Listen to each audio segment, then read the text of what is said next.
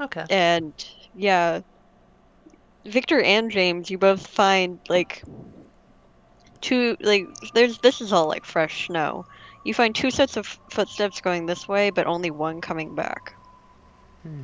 that are fresh. Shut as you feel like a sharp pain in the back of your neck. Oh. And for a moment, it's very cold. And then uh, you see a streetlight and a street. You think you can make it out. You think it says 46th Avenue and Snelling on the intersection. But it's ever so slightly fuzzy enough that you can't quite tell. Spell that. And 46th then you Avenue. see the familiar skyline of St. Paul across the river. He'll kind of pinch his brow and shake his head. Hmm. Dinner that I didn't ask for. That's quick. Hop up and look at the notes again before shaking his head. Oh, another day, Jesse. Well, I've got work to do. Crap, where are the doors?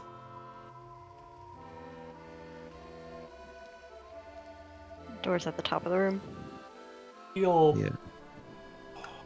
pull out his phone and think for a moment, then realize, no, texting's a horrible idea. And give a quick call, not to the prince, but to Songbird again, real quick.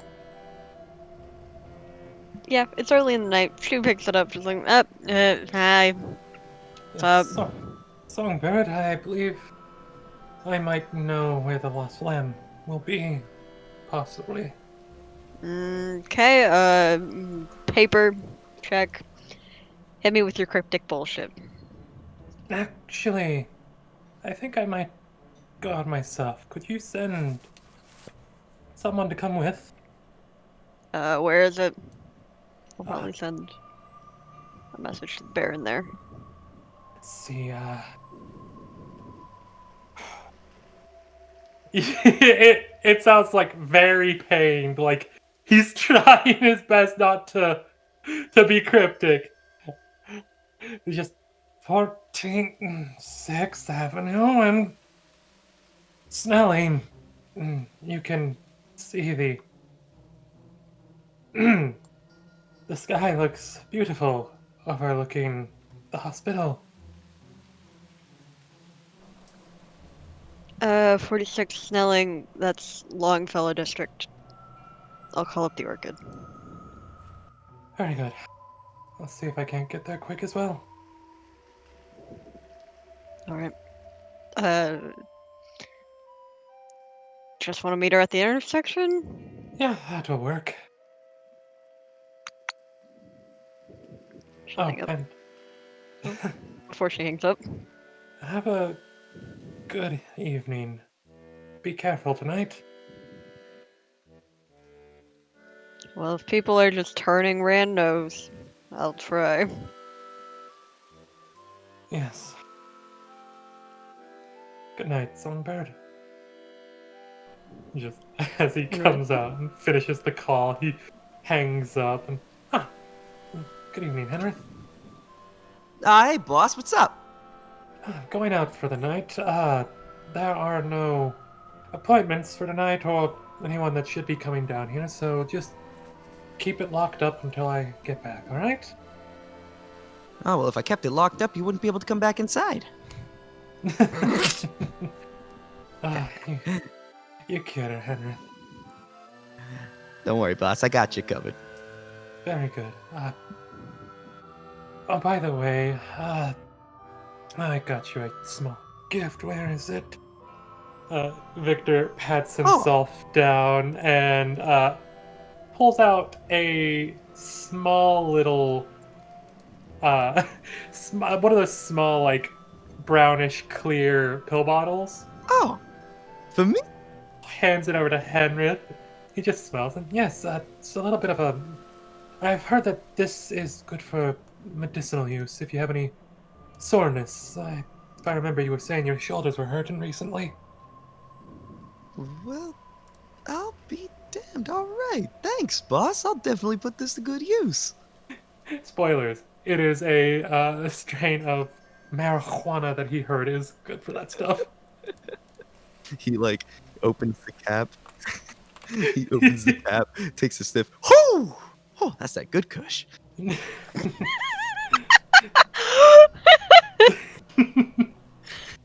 I like that. Victor gives a nice smile and nods to Henrith before heading out. Yeah, as you leave, he, like, sort of does that thing where he takes 2 fingers, like, has it to his temple, and then, like, points at you in, like, a kind of, like, salute way, you know? Yeah. Hell He'll yeah. do it. He'll do it back, though his is like obviously not as good.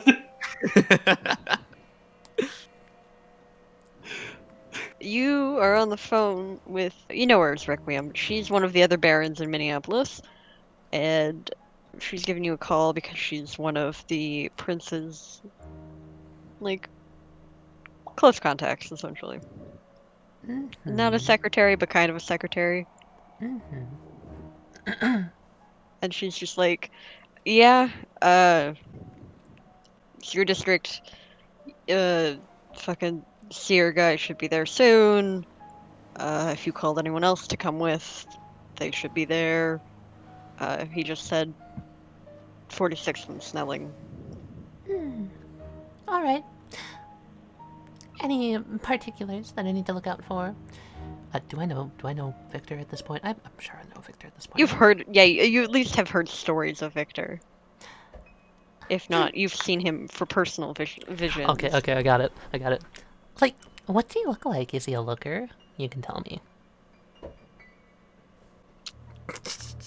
I wish I didn't expect that from you. Alright, I'll meet up with him. Thanks. Yeah, good luck.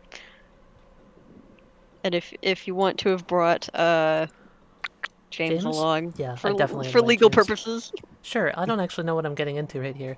Any more information other than meet up here with the seer? He's seen something? Yeah, there's apparently a like abandoned fledgling, which is baby vampire. Oh yeah, of course, he's very interested And in that. it's in your barony, so it's kind of your responsibility too. I've actually got really good investigation. I've actually got decent investigation stats. So, why are we out here again, ma'am? Well, it's not every day that the seer comes up to, like, see us in person. This must be something pretty special, don't you think? Sounds to me like someone got in over their heads. Normally, I wouldn't be the one to, like, do this in person or anything. She, like, sprays out her head and, like, looks at the freshly manicured and painted fingernails and smiles. But, well, it seemed appropriate. Let's see, where is he? She's gonna scan around and look for... He's just walking along the divider. It's really weird. Oh, yep. People don't just normally do that. There he is. Hands in pocket, looks both ways, sees no cars. Did I give a time for this? I can't remember. Early morning. Early morning. I just said just New Year's Day. Did I just like January 1st? That's it. Yeah. Yes. Cool. It's like 1 in the morning. Ish. Victor not even looking over. Ah, yes. Wolfsbane, there you are. And who's this? Bronze tongue. Interesting. Pardon? He You would have been stops. warned that he uses funny names. I know, she's still asking. He stops and like looks over. Yes. Just making sure you're not gonna just keep walking into a wall or anything. Don't worry, I would know. Let's see. Do you have any idea where this fledgling might be? One moment. Victor just kind of like walks a little bit more and like keeps turning around, like looking that way, looking that way, trying to match Oh, you're the. looking for the streetlight. Yeah. Can you give me? Can you give me Zolf? Wits investigation. Let's investigate. Okay. Just a little flavor thing. As Victor's like scanning around the skylines and looking for this specific thing, the Orchid just looks back at Ooh. James and just kind of shrugs and looks at him like, I don't know what he's doing, but sure. 100 successes. Nice. Yeah, easy enough. You recognize like this streetlight specifically, and as you look off, just like the snow that's piled up over on this side of the on the divider is familiar. Interesting. Do either of you have a form of heightened senses? Or such? Elbows James. My senses let me see things that are unseen, but I don't know if that'll help us here. No, that will not, unfortunately. We're looking for a fresh one, so, like, probably gonna be confused and scared out of his mind if I had to be making a guess. Or very, very hungry.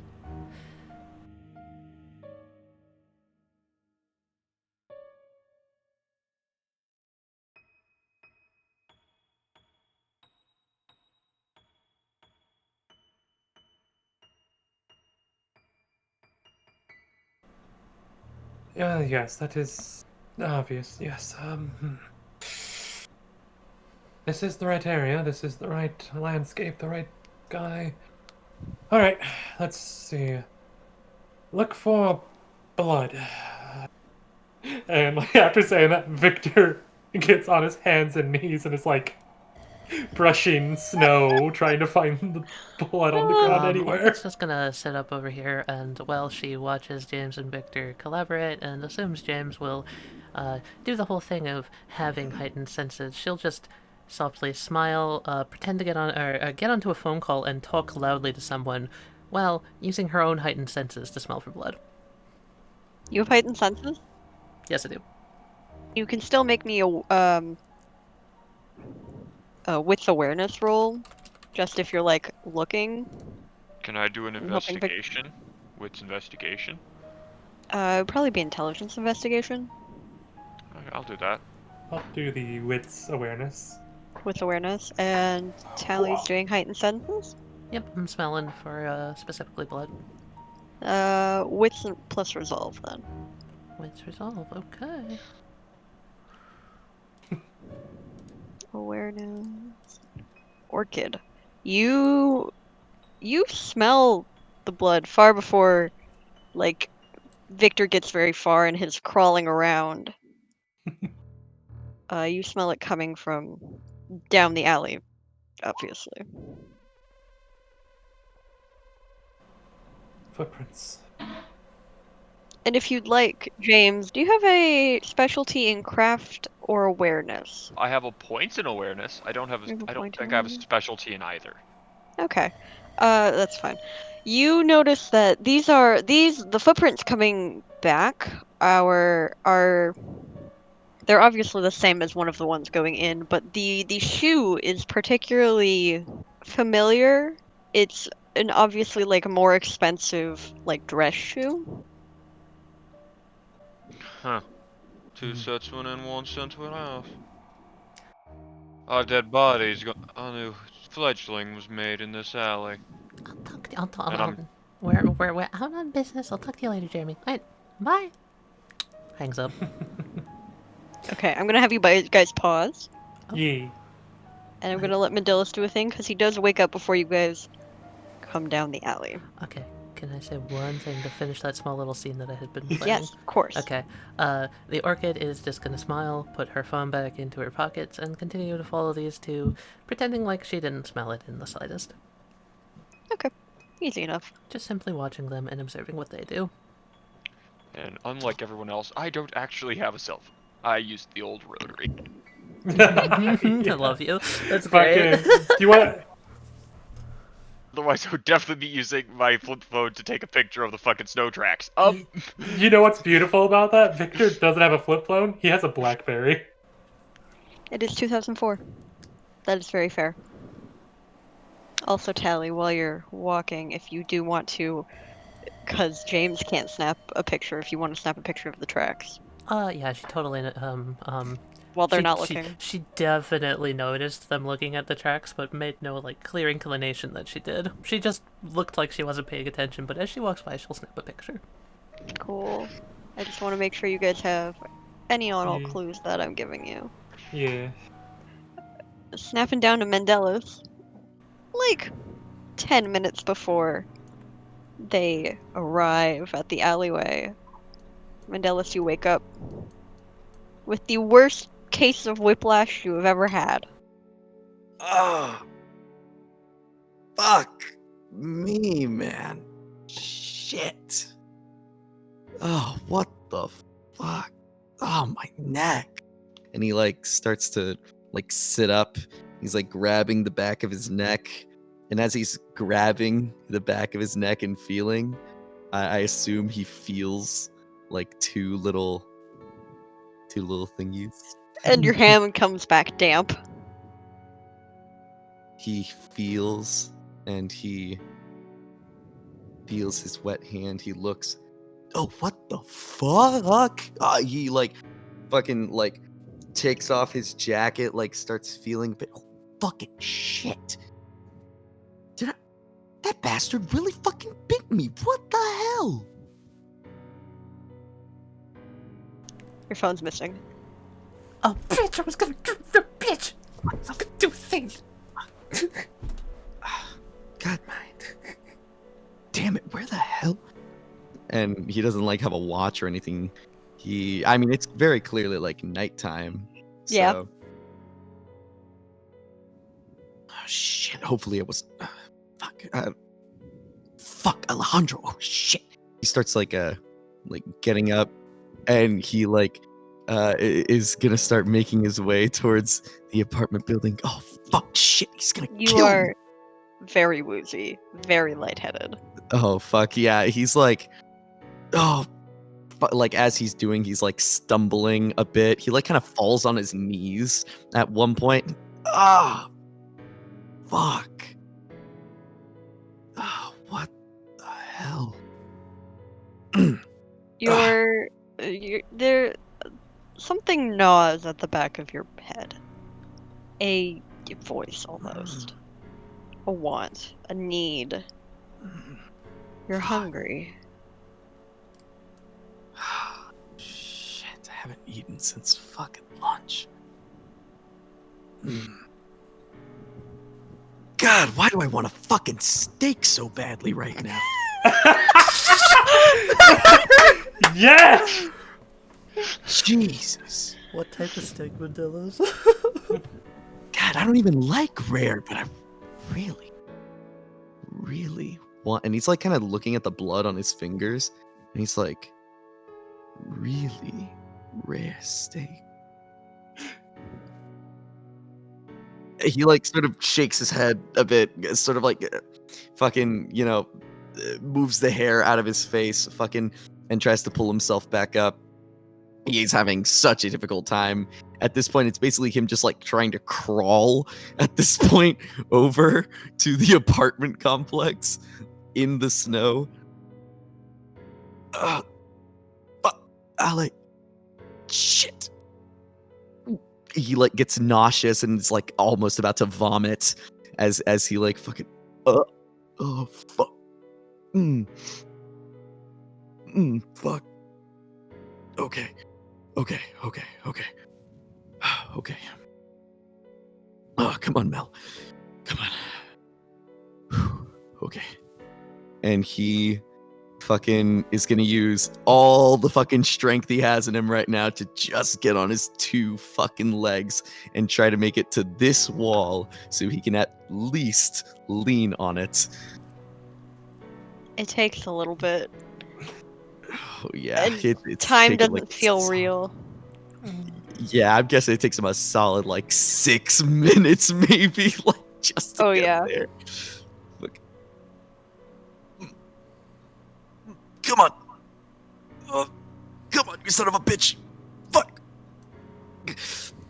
Stop being such a bitch. Come on, stop being a pussy! Fuck! Go! Thank fuck! He like finally lets the weight off of his legs a little bit as like his arms are against the wall. Okay. Okay. Oh, just a little further. Oh, fuck me, stairs. God damn it. I'm gonna pop Mendeles as he slowly begins to climb. Oh, The rest Come of on. you can continue. oh no. You just hear, like, if anyone in the stairwell will just hear, like, increments of just, like, swearing and self-deprecative. Come on, you stupid fuck. Come on. Oh. Do it, you little bitch. Alright, so the prince come to here. Victor, all the while still on his hands and knees trying to follow the prince. The Orchid has set a timer on her wristwatch for 20 minutes. And then seeing, like, I'm gonna be following the tracks that didn't leave from that way, and I'm gonna just see where I'm looking for an imprint of where a body fell. that's a Oh, it's so obvious. Yeah. And it's seeing, like, probably the very obvious fall again drag marks that way. Victor hops over and was like, oh, we need to be quick. This could be a masquerade Well, it violation. appears whoever they turned is awake. Yes. The Orchid looks up. Is that an apartment complex over here by chance? Yes. She, like, furrows her brow and nods at what Victor says. Luckily, this is an apartment complex, so the only issue would be getting into a specific room. Lucky me. I'm gonna stay outside, right here. You're gonna stay outside? Yeah, I'm gonna stay here. I'm going to... First, I'm gonna call back to the base, and I'm going to give a quick update on the situation. I'm gonna call one specific person over here, and I'm going to also set up and just watch if he tries to come out any of the windows. Fair enough. Alright, so you want just one of your random people? to come Yeah, over? she's going to specifically be calling someone who is skilled in forensics. Not for Mendeles' information, but for that picture of a shoe. Oh yeah, you can also like take a picture of like this like looks like a fucking crime scene. There's a puddle of blood. Oh yeah, there's totally. like Imagine her footsteps. like tiptoeing away from that shit. She's basically snapping pictures of everything, kind of like as much pertinent information as possible. But yeah, she's gonna call in someone who can identify that type of a shoe. Quick question: this apartment building, does it have locks on the outside doors? The outside doors. You have to be buzzed in. I know You some probably have to be apartment buildings buzzed have like a in. lock Buzzed. to get in and then a lock into your actual apartment. Because I have to call Alejandro to let me in. Yeah, you gotta Okay. be buzzed.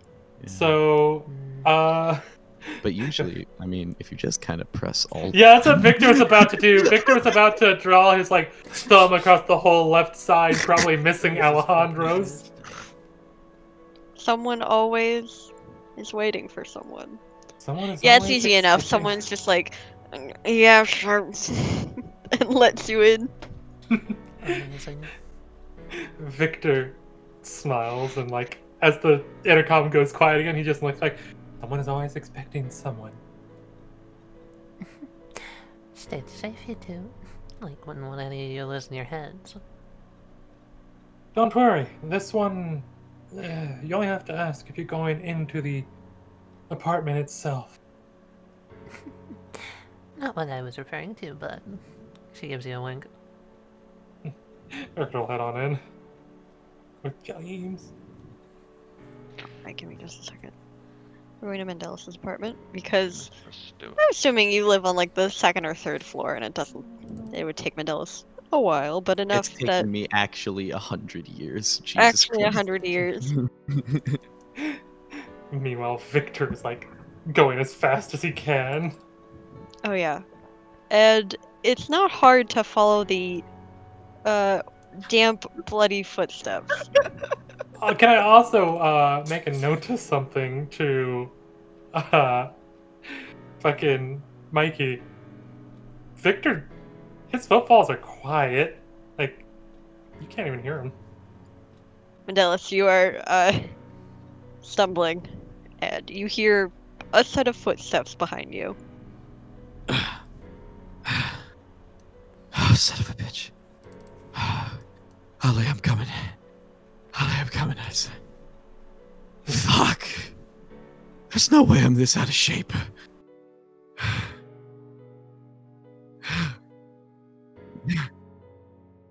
Is this that fucking cancer they were talking about? Fuck. He fucking he's like leaned against the door and he sees these individuals coming and he's like, oh, thank fuck. Somebody, please open this fucking door for me. No. What's your name? What do you mean? Why does that fucking matter? So this is my apartment. I fucking live here. Not anymore. Fucking excuse me? I have a question for you. Does a prime rib sound very good to you? Extra rare? How the fuck could you know that? I'm the Seer, but you can call me Victor. Hello, Lost Lamb. Okay, pal. I don't know what kind of dungeon dragon mumbo jumbo you're riding into, but I'm a private detective, okay? and I'm And I'm a just trying doctor. Here. And he's gonna reach into his coat cat, and he's gonna pull out one of his blood bags. Easy enough. Take a drink. Whoa, hang on, whoa. Excuse me? You heard me. You're gonna need this. I think I'll pass on the human plasma if I'm being real with you, bud. Okay, hang on. He pokes a hole in it so that the scent will force him to eat. Oh shit. He's like looking at it and he's like, Can you make me a... Yeah, can you make me a frenzy check? shit. All the way down at the Yeah. bottom, there's a frenzy button. Yeah. Yeah. Oh, God damn it. Oh, hell yeah. Nice. God Hey, damn. So- there's Nope. something, but you nearly snatched that bag out of that man's hands. Okay, I don't know what kind of trick you're trying to play here, but I don't know what that is. If that's some sort of, I don't know, some of them fake bloods that those kids do for Halloween or something, but and it's like edible or something. Can I ask a quick question? As a Yeah. defense lawyer, would I know about this guy? Would I recognize him? You have heard the name, yeah. Yes. Also, You what may you're have saying, seen a Tali? picture of him. Excuse me if I'm wrong, sir. Are you Mendeles? It's Mendeles. Mendeles? Yeah. Yeah, it's Mendeles. Mendeles Burns. Probably have heard of my detective agency. Yes. Yes, I have. My name is James Stewart from the law firms of Stewart & Stewart. Correct me if I'm wrong, but you got bit and passed out not that long ago? Mendeles kind of takes a step back for a second. Careful. What? The wound on your neck, sir. It's kind of obvious. Mendeles, there's like a moment of that sweat dripping down your brows. You're like, how do these people fucking know so much? And there's a window right here. And you look outside and you see just the flash of a brilliant pink suit. It's alright. You're fucking kidding me. Who are y'all? Who the fuck are you people? All right, I don't. Careful. Quiet. He touches the fucking wound on his neck. How am? You need Somebody, to eat. please explain to me what the fuck is going on here. Easy. Welcome to your new life. You're a vampire.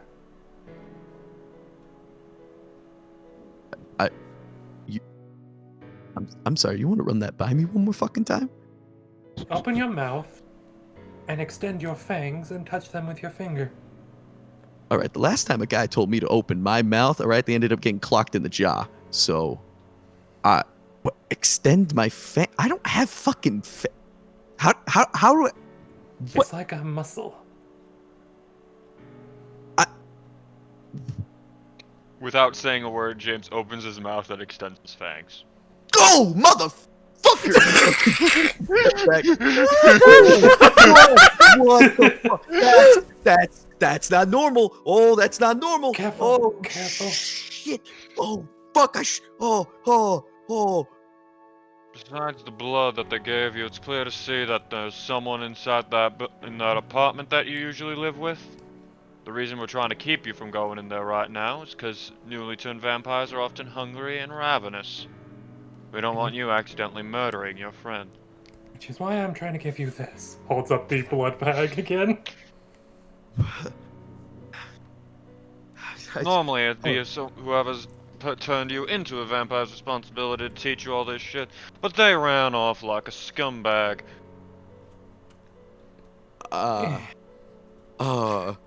Okay, Mendeles is like grabbing his like bridge of his nose. His eyes are closed. He's like looking away for a second. Okay. It's a lot to take in, I know. Yeah, no fucking shit, Sherlock Shear. Fucking, oh my god. What? I'm sorry. So you're telling me right now that I Love got your voice. that I got bit by a fucking vampire? And now I'm a vampire? I know it. I know it. This must be the cancer. It must have gotten straight to my brain. Oh my god. That's the only There it is. explanation. Oh, I'm actually, fucking crazy. I don't think you have cancer, but I could always do an examination later. Okay, cool. Why don't we slow your roll there, pal? All right, I don't even know who the fuck you are. All right. The name is Victor. Victor Shepherd. I run the hospital over the river. Abbott Northwestern Hospital. Oh, okay.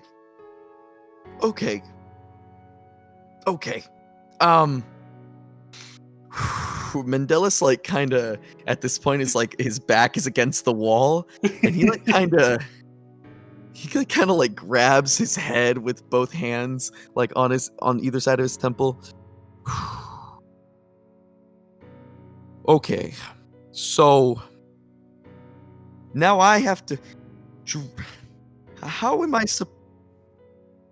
how do you just like think it or It's like a muscle, so in a way, yes. Think of it Ah. as flexing your gums a little bit over the incisors. flexing your fucking I'm sorry, can you normally just flex your fucking gums? Okay. Sure, pal. Yeah, I'll try flexing my gums. You see as Mendeles like right now is like very much like his mouth is open and he's just kind of like tensing up his lip in like various different formats.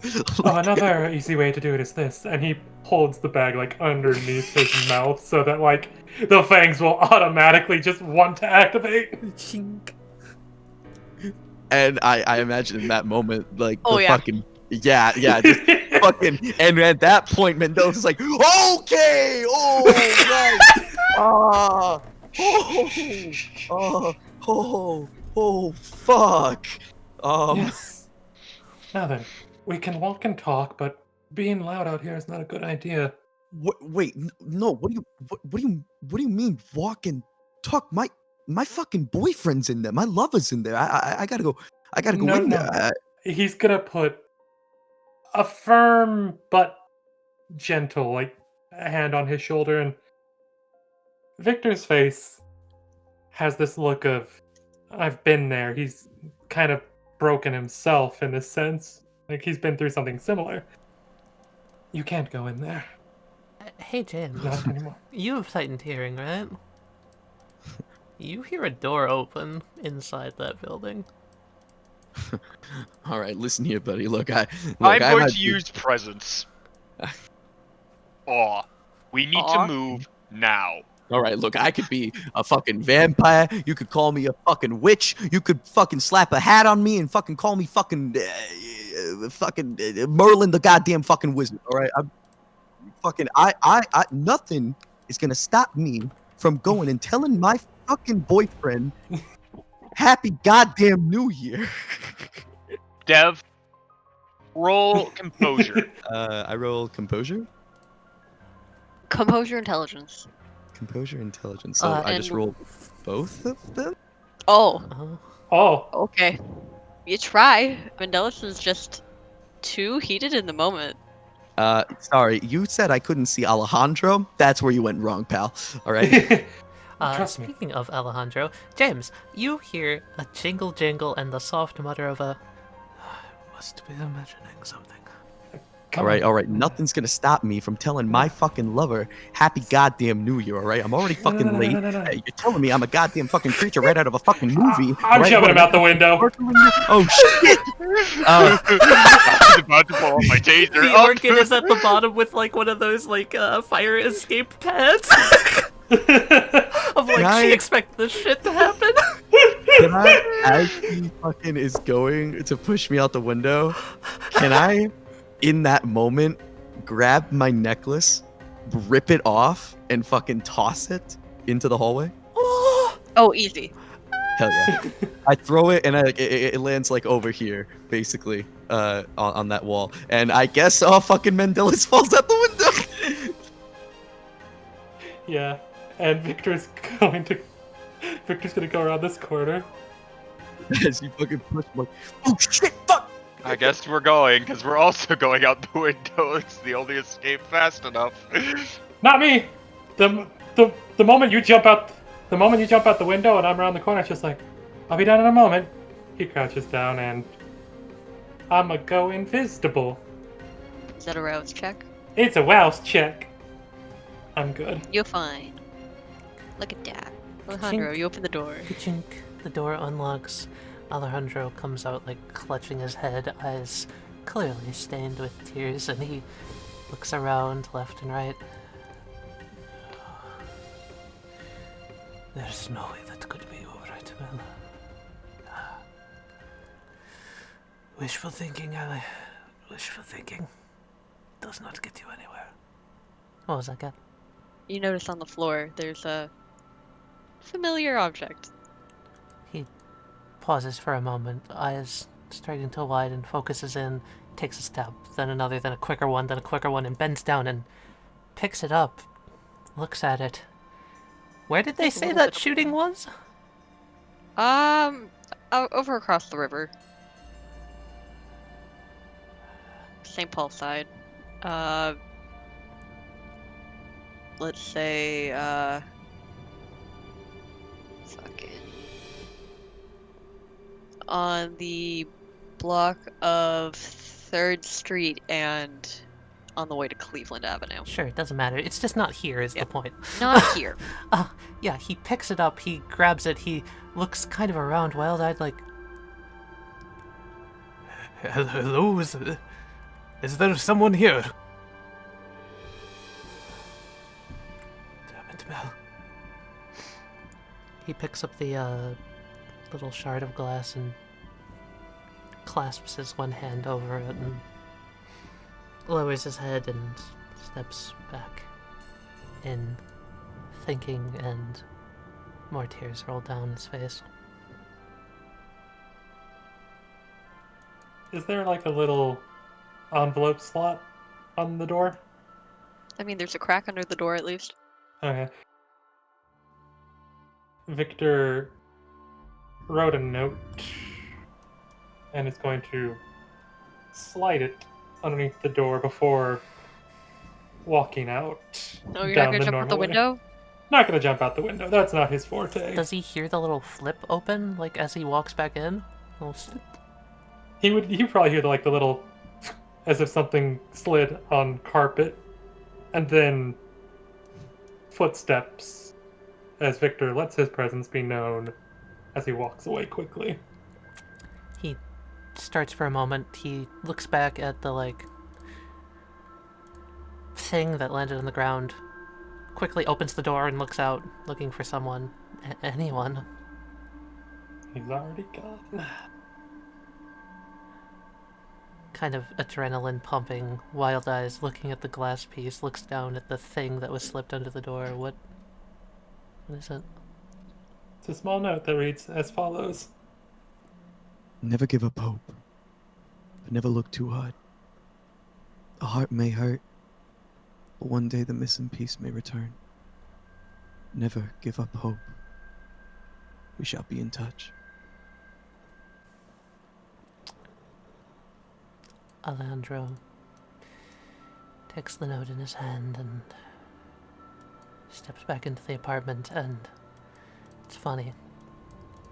In the moment of clarity, in this moment of... he's not the best with dealing with grief. He's never been the best at dealing with grief, but... he sits down at the piano, places the note on the stand, places the shard of glass on the stand, and begins to very softly tap at a few keys, not even realizing that he accidentally left his door open. Back down. Victor comes walking out. There we go. Sorry about the rough handling. What? You just threw me out of a goddamn 3-story How am I alive? How am I living? Hang on. You landed on it like an inflatable thing. Oh, shit. Oh, fuck. This. It could have been bad if I wasn't here to catch you. What? The thoughts as always, Lady Orchid. Fucking Mendeles, like, fucking gets up with the start. Fucking, weird lady. Oh, you're the weed lady. Who? She has a I big slapped him on the smile back of the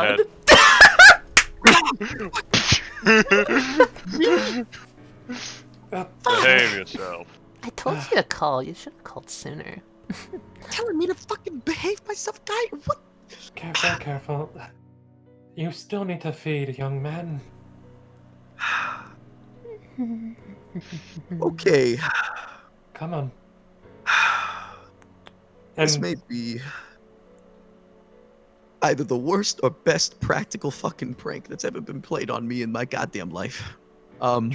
worst. God, just give me the fucking bag, and he fucking grabs it, and he's like, "How the fuck do I?" He's just gonna open his mouth and fucking bring it up and go. Oh, that's so fucking weird. Do I just like fucking bite it? Do Victor's just gonna toss his lab coat over Mendeles so he can't be seen. Careful, your headache might get worse. Yes, just stick your teeth into it. Oh, jeez, Mary and Joseph. Mendeles, the Orchid is looking at you very, I don't know, there's a weird smile curling up the side of her face, and she seems oddly interested in what you're doing. God, this can't be right. And then he fucking bites into it. And I assume he feels the sensation of what it's like to suck blood through your fucking teeth, I guess. You can see as he's doing this, his eyebrows are speaking for him. Like, they're going up in weird ways. He's like, sometimes it's okay, and sometimes it's definitely not okay. Like, but at the end, he has this sort of like face of relief, but he is confused because of this relief. And as the bag empties, he takes his teeth out, There we go. looks around. Victor will take his coat back and pat Mendeles on the back. Mendeles is looking like a very sort of like Like his expression is like very constant right now. It's not changing. He's very much in this like concerned look. Always amazing, like how people just. I don't know. I'm surprised. I kind of picked you for the more crazy type. Like, you did that really fast. Good job.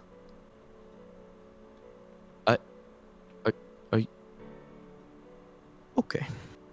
No, this is fine. I live in Crazy Town, right? This is how it works. I'm in a town full of fucking loonies. Apparently, I'm a fucking loony now. Oh, totally. Like, oh my god, And you're I've finally. been off my fucking meds for goddamn months now. No. This is very real. Yeah, extremely. I would pinch you, but that would do nothing as you wouldn't even be able to feel it. I'm sorry, what? He pinches him. Like, I think you're a corpse or something. Hang on, do that again. He does it again. Yeah, harder. Come on, do it like you fucking mean it. Come on. I would, but that might harm you, and I don't wish for that. By the way, Yeah, slap me in the face. alright. He smacks him in the face! Do I feel it? You barely felt You know me how you- slapping you in the back of the head. You know how you feel? You know how when you like you're really cold, and like you will pat your cheeks, and like it'll just feel kind of dull. Yeah. It's kind of like that. I am I- so sorry. Are you okay? That barely even fucking hurt, and you look like you really went for it. I can't. Few rules, by the way. I Keep away from fire. Oh, come on now, Victor. You're gonna be that. Like, it's not that bad if you're not stupid about it. You see as he like turns away for a second and fucking like his hands in his hair. Oh, okay, this is happening. Also, no sunlight. Oh, this is happening. Oh my god, this is not fake. This is real.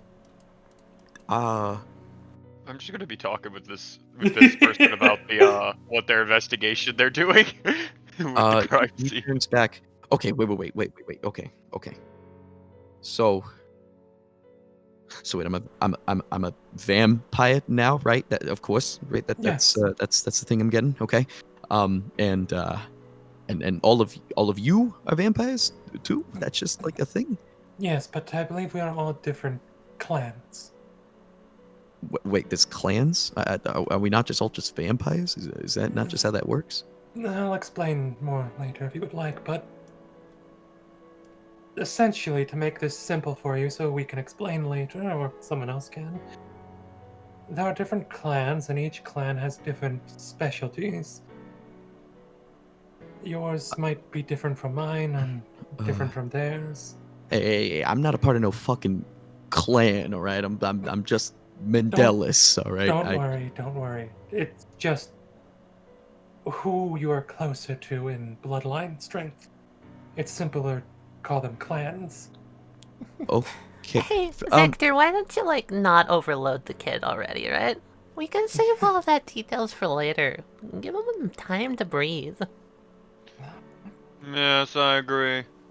Right now Hey. we should be focusing on finding who did this to him, because Mm-hmm. a rogue person making children out of random strangers on the street is not good for the Masquerade. I refuse. Masquerade? What's the You can't masquerade? tell anyone you're a vampire, or we'll kill you. Oh, Yeah. oh, I see. Well, kill you. You're already dead. Hmm. Like I said, please don't overwhelm the kid already. He's gonna. I just thought I'd tell him now before he put a hand to his chest and realized, oh no, I have no heartbeat. Yeah, I'm sorry. Fucking what? He puts his hand to his chest. There's no heartbeat. He's feeling his pulse. There is none. Oh my fucking god. What did I say? There was a good reason for that. Like, he'll figure it out on his own. Also, we don't need him freaking out and alerting the whole neighborhood. It's alright. All right, this might be a random fucking question, but do any of you have a fucking cigarette, please? Actually, yes. But I cannot light it. I typically give them to my employee. Well, I have a lighter if that's the Nope. problem. That's a problem. Okay. Well, No, then I if we guess had, I'm gonna go to the fucking corner store or No, something. no. You can't. Even the smallest fire will send you into a frenzy. Wait, Trust so me. how am I supposed to do anything normal? What about my job, my life, my boyfriend? I Sits on the peg of the fence and swirls around and faces him, kicking her feet. You don't. You can probably do a similar job, but you'll need a new name. Victor. Orchid, you get a text message. Oh, I swear. One moment. She looks back up at Victor and, like, narrows her eyes like a seriously stop fucking overwhelming the kid. I swear to God, I will come over there and tell you myself. Pulls up the phone. Who's it from? It's from one of your employees who typically they're an insider for the local police department. Oh, okay. It's a picture of a police report Hmm. of a drive-by shooting. She smirks and looks at this. Passes it over to James and the other employee who came in.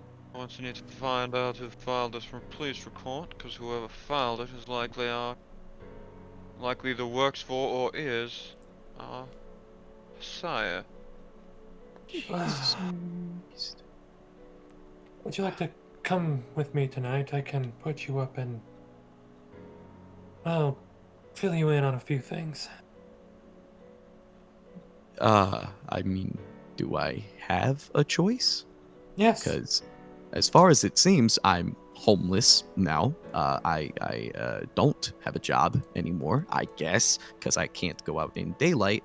And now I have to survive on fucking plasma to Takes a do few steps anything. over, holds a hand out, pushes Victor aside and gives him narrowed eyes.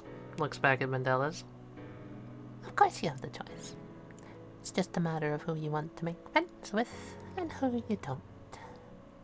Mm-hmm. Why can I imagine the Orchid just like, you know how people will like dance, like walk their fingers up somebody's chest when they're Oh, talking to them? totally. By the way, I need to point something out, by the way, Tally. Every time you look over at Victor, his eyes never once meet yours. He's always doing what he can to avoid your gaze. Oh, I know he would Seems be. like that with everyone. Mm-hmm. Wait, no. Hang on. Look. Fuck the job. Look. Fuck the job. Fuck the house. Fuck the apartment. Whatever. But please, why? Are you telling me I can't see? You telling me I can't see Ale? Ever? Considering he's likely already been contacted that you're dead, considering someone filed a police report that says you got shot, probably. Hang on. I got fucking shot? No, you got fucking bit.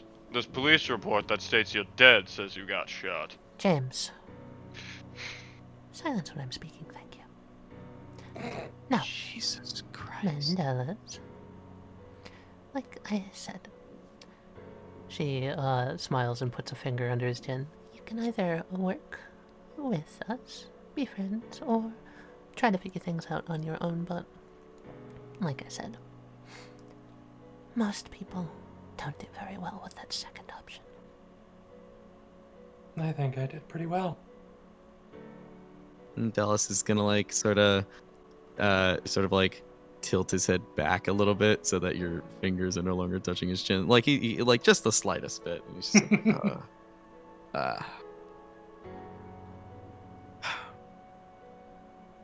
can I?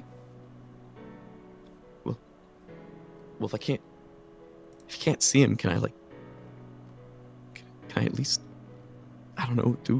Give him something or write him something? Let him know that I'm not dead. In time, that is a possibility. Like, I don't see a problem with him doing that right now. But Right now, the thing is, the wound is Victor, I would like it if you would kindly shut up for 5 seconds. Mendeles, your choices, like have been clearly outlined, have consequences. If you were to, I don't know, send a message to your boyfriend telling him you are still alive, whoever it is that did this to you, whoever it is that wants to hurt you potentially, would also have a reason to bring him into that. Now, do you want that for your boyfriend? Alright, listen, lady, don't act all fucking smart with me, alright? I just... Like I said, it's up to you. I don't really care one way or another. Yeah, I'm sure you fucking don't, do you? God damn it. Okay. Oh, okay. Alright. Fuck it. I guess we're going fucking head first into this. Alright. Fine. Wonderful. Yeah. She claps her hands Take me and to turns wherever. around. Give me the whole fucking rundown. Whatever. But and he looks over to Victor. But you said a possibility. But I need that. It doesn't matter how long it takes. That's fine. But I need that to be a guarantee. Mendeles, let me offer you a deal. You want to talk to him. We want to find out who did this to you. You're a private investigator. Help us solve the case. Once the case is closed, you can talk to your boyfriend. Oh. That's our offer. However, I do say that you would probably be good off trying to find who your sire is, but as you said, doesn't matter how long it takes, as long as you can speak to him in the end. I just want to make sure that you're both safe. If you decide that you would like to come with me, he pulls out a card and offers it to Mendeles. I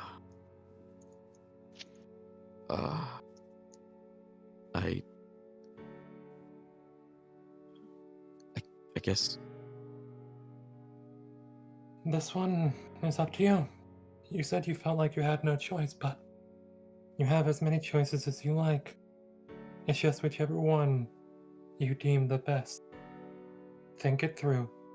Do not go crazy. Do not let the beast control you. What's all that nerd talk for, Victor? It's not like it's that dangerous, huh? Listen. You listen real fucking good. There was only one thing I care about in this whole goddamn earth. And it's that beautiful fucking man upstairs. And if me trying to be with him, trying to talk to him is gonna put his life in danger, then I'm not gonna fucking do that, of course. Good. We only want what's best for both of you. And if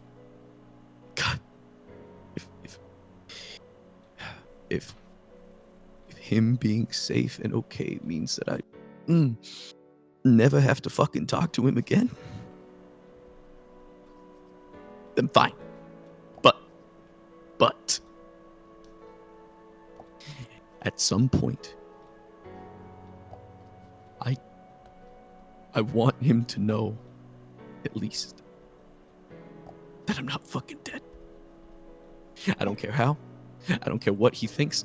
At that point, I want him to know that I'm alive and I love him, and that's it. I think that can be rearranged. He nods to what Orchid says and kind of nods to Mendeles and makes sure that Mendeles takes the card that he's been holding there. Just Yeah, he at that point takes it out of his hands. there we go. Possibly sooner than you might imagine, in fact. I'm going to go wait in my car, but just know, Mendeles, lost lamb. Even if you choose to work with one, both avenues are always still open. Friends are easy to come by, enemies even easier. Be careful. the Orchid's gonna hold a hand out to Mendeles, and if he's trying to move towards where Victor is, just kind of stop him, look back at him. No, he was walking over actually to you, Orchid, to go ask you perfect. something. Okay. He approaches you and says, "So what? My choices are either go work with you or go work with that guy. What about this guy over here? Who the hell are you?" He's my lawyer. Ah, James, okay. you want to introduce yourself? I believe I did upstairs. I'm James Stewart. Right. And I'm the Orchid. yes, I right. do believe we've been acquainted before, yes? Yeah. You gave me that card on the bus last night. So what? So what? My choices are either go work with you or go work with that guy. Well, I'd like to say it that... Is Victor just standing there, or is he going? He's walking to go start his car. Okay. She's just gonna keep an earshot and make sure he's not, like, staying and listening in or anything. How do I put it? Your choices are... how they always are. Nothing has technically changed. You're still an autonomous being. It's just whether or not you'd like to have the help of a few of us who've been around the block a few times. Okay. Oh, okay. After all, regardless of what I said earlier, depending on who you're in the presence of, words are very important. The words you choose, and how you decide to present yourself. There are things that, well, information that's dangerous. Okay. Now, I do want to help you get into contact with your boyfriend, but... She looks back up at the apartment building. We're gonna have to do that carefully. Okay? She holds out a hand. Mendeles is like super contemplating right now. Like, oh my god, so many things. Mendeles looks and says, "What the?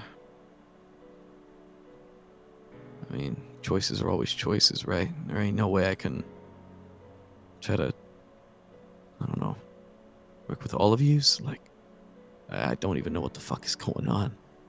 I don't know what clans, what it is you do, what anything is. I fucking barely know you." And I barely know you, but we share a kinship. A kinship over the darkness that just so happens to befall so many of us. So, like I said, the choice is yours. You can do what you damn well please. You could leave for all I care, but as one once said, it's always good to have a helping hand. He reaches into his coat, pulls out the pink card. I can reach you on this, right? Like this numbers. Okay. Thank you. Yeah. I'll be in contact. I think I gotta fuck, I don't know, get a drink or something. Jesus. Yeah.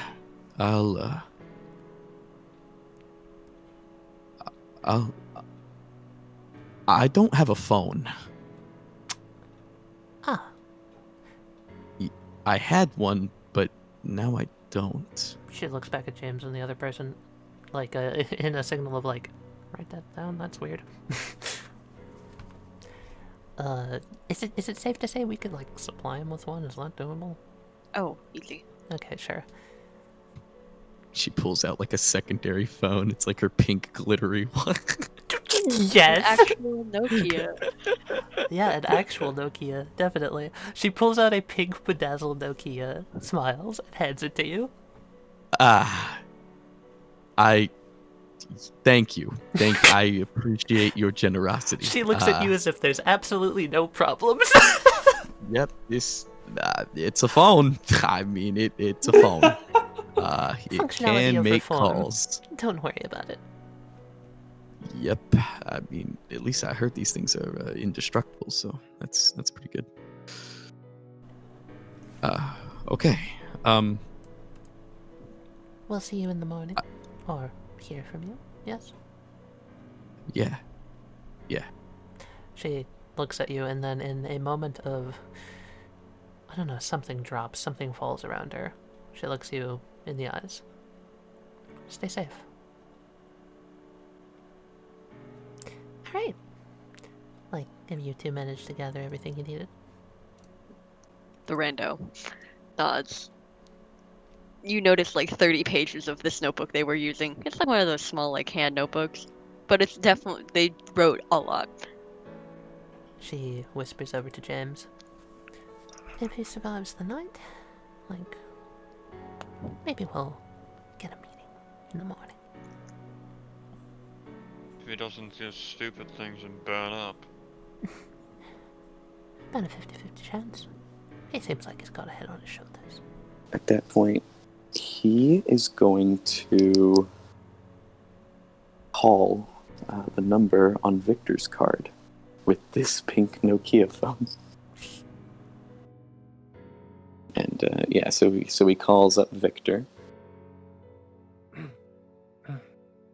Hello. Hey, is this the doctor? Yes. Did you read my card? I mean, no, if I'm being honest, I just kind of saw the number and called. Look, I'm gonna need a place to stay tonight. I'll bring my car around the front. I can put you up at my place for the night. All right. And he hangs up. Victor, who would have been sitting in his car, would be heading over. At this point, he, since he made the mention of, read the card when you get a chance, or did you read the card? Mendeles at this point is actually going to read the card to see what it says. On the front, it's got, the number, and then there's a little arrow at the bottom right saying to flip it over, and that's what's on the back. He knows there's a chance, even if you choose to go work for Wolfsbane. My door is still open should you need a safe haven for a while on my services as a seer. I'll work with you, even if you choose her offer, but be careful. He puts the card into his coat. The same pocket he put the card of Orchid. And Mendeles walks over, goes next to the Orchid, and goes next to James. And he says, "No, this isn't me making a final decision or anything. I'm just gonna go stay with Victor for the night, because, well, I kind of need a place." You don't really need a place for the night. You need a place for the day. Precisely. And, Oh, also, fuck. don't be weirded out by any of the strange things he says. Right? Okay. Victor's a seer. He can see into the future, but it also makes him cryptic as hell. But the head does a little cuckoo, motion next to her head, and sticks out her tongue. Of course, right. Just, see into the future. Right. No, of course. Right. Standard. Right. That's why we knew where to find you. Of course. Okay. Well. I'll I'll give you guys a call in the morning or something. I'll hand him my business card too. Everybody's Everyone- business Thank you. card. Good lord. I walk over to this guy. Hey, you got some sort of business card I should have too or something? Or... They're too busy writing. All right. I actually have a business card for a law firm. Yeah, it's an And, actual law yeah, firm. I take it and I'm like, well, I mean, if I ever get into legal vampire troubles, I guess. I also do normal legal troubles. Oh, of course. Well, that's good to know. And my door's open if you need any help. Don't expect handouts. Likewise. Right. I mean, ain't nothing in the city for free. Not even Alright. being undead. Apparently fucking so. I go back to talking notes with this guy. Orchid's gonna be making some calls, trying to fan out her influence across the city to find out whose prints these are. Mendeles just sees as they go back to their own things, he just like nods basically to himself and just kind of like walks away. But I thought Victor was coming down with the car. Same, but who knows? It's a big block, I guess. Jesus Christ. And Do you he's think we should walking get someone here so that he doesn't try to go back to his boyfriend? No, I don't think so. Like I said, he's smarter than the most. He'll be fine. Oh shit. You didn't think you'd just be right here? I told you, I'd be pulling around front. Have a Well, Cloud car. Cloud car achieved. Ka! I guess now that I think about it, it doesn't really matter where it'd be, huh? Because you kind of just know. Not everything, but most things. Right. Come on. Got it. You must have many questions, and well, I can give as many answers as I can tonight. Okay. And he gets into the car. As we close the door, he says, but yeah, can we actually stop at the corner store? I do need a pack of cigarettes, though. That's kind of non-negotiable. I have cigarettes. We'll just have to figure out a better way for you to light them. I mean, if you can get them, that's fine. Like, I don't have to go inside. You just got to get my specific brand, all right? That's all I ask. And everything else tastes like fucking cardboard. I can do that. You'll just need to tell me what brand is it? Oh, fucking Parliament. Parliament. Yeah, like you say that before we drive off.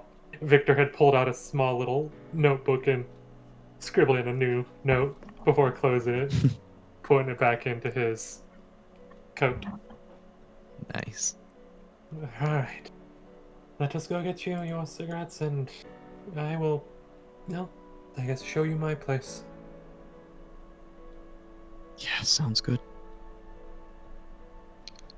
The Orchid, back at the garden, sits at her desk, twiddling a pencil in her hand, in between the fingers, in a pivotal motion. The pencil has a heart tip on the end and is bright, blinding pink. She taps it on the desk, looking up at the wall, the clock ticking. She stands pushing in her chair and walks over to the main planning table, bereft with papers of all varieties, shapes, and sizes, depicting floor plans, bios, law firm documents, and the like. She looks down at the table, smiling. Step by step, day by day, do what they tell you to, because everyone expects you to. Follow the leader, work till you drop Don't question them, of course you'd never ask questions. She snaps the pen she's holding in half. Did you think I was doing this for you? The pig who will die in his sty, suffocating on the walls around him that have begun to rot. Your sty is rotting. It's begun to burn. Do you smell it yet, little piggy? She smiles, tossing the snapped pencil into the fire, and looking as the flames lick around it. I hope it's not too late for you.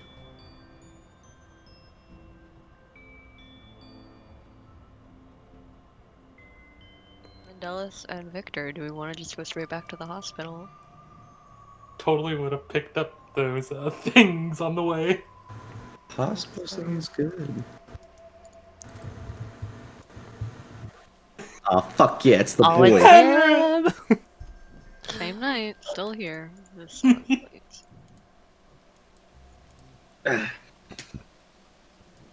Hi, boss. Back already? Yes. We brought a friend that will be staying with us for a little bit, Henrith. Hi. I'm Mel. Oh, well, hey, man, my name's Henrith. And if you're a friend of the boss, you're a friend of mine. It's just how it works, man. All right, well, if you need anything, just let me know. Here, I'll go ahead and open up the door for you. Thank you, Henrith. And he goes, unlocks the door, and allows you to step in. All right. This way, Mel. I'm twitching slightly. What exactly is all this? He opens the door, showing his own private personal quarters in the basement before letting the door shut behind them and click. This is my personal... it's where I do other work. The work that I don't do upstairs. I'm a doctor first, a seer second. Some would think it's the other way around. Oh. Here. Victor will pull out the flameless lighter and however many packs of the... Let me double check the name so I don't say this wrong. The flameless lighter and as many packs of the Polarament brand cigarettes that he could. Polarament. Polarament. Isn't it just Parliament? It's Parliament, yeah. It is, but I'm saying it the fancy way. That's not Sorry, that's not fancy, the that's fancy just way. wrong. It's not a fancy way, that's just the wrong way. It sounds like you've got parlors and like those mints that they give you after dining. As the cigarette and lighter is made very evident to Mendeles, you see as he sort of frantically grabs one and he's like, "Oh, son of a fucking bitch, man." All right. Is there a place I can go outside right now or anything like a balcony or some shit? Well, this is the basement, but I do have a few cigarette ashtrays if you'd like to smoke in here. It's ventilated fine. Hey, as long as you give me the okay. So. Yes, yeah. Victor comes over to this table and moves around a few of the papers, pulls out one of the ashtrays, just sets it down.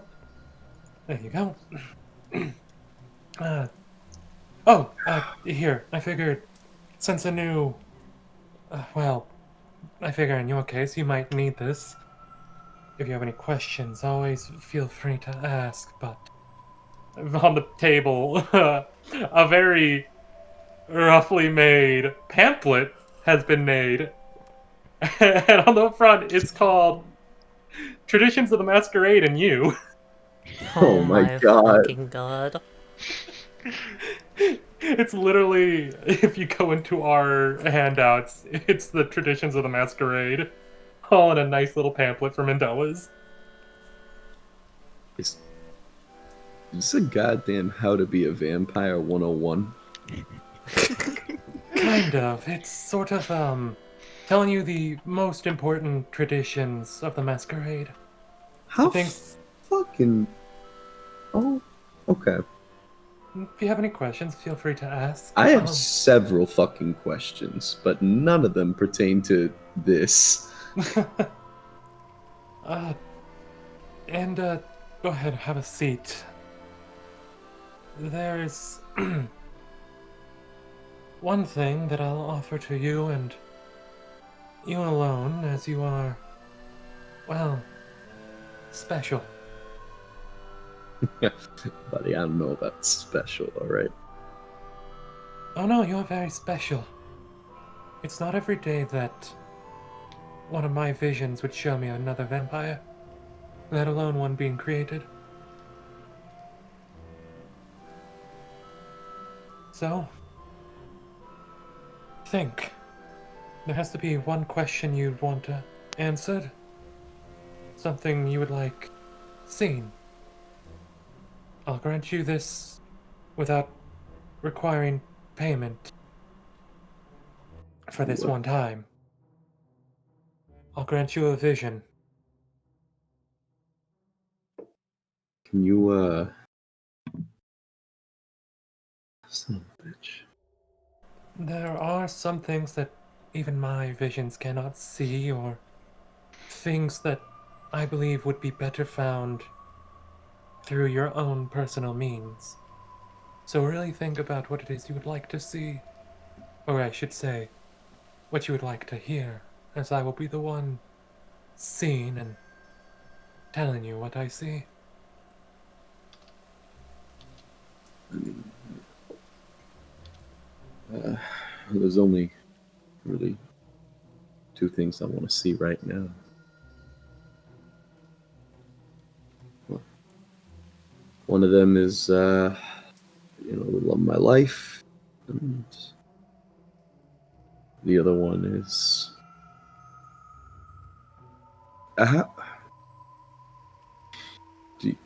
can you check on my nephew? Your nephew? Yeah, his name is Paco. Well, that is something I could theoretically do with a vision. I feel I could also do that just as easy as, well, asking around or such. Yeah, no, you're right. The fact that Thank you. you care about them, yes? Yeah, his mother's kind of a fucking dope, so I just try to make sure he's okay. You know. Keep that in mind. You're going to need things to combat the new beast inside of you. Your love and your nephew. And those are very good things to keep you grounded from losing yourself to the beast. Right. The beast, as it were.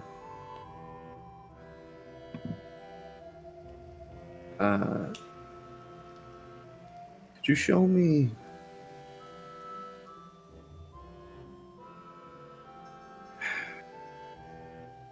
what's gonna happen to my boyfriend and me?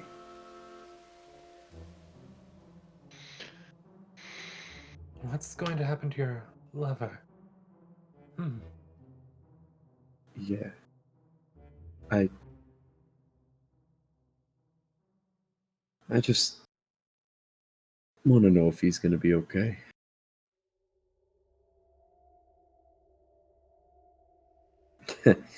He's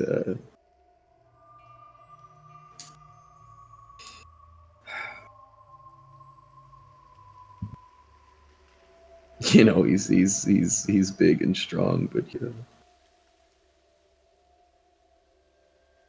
he's got a heart of goddamn gold, and I just want to make sure it's not shattered.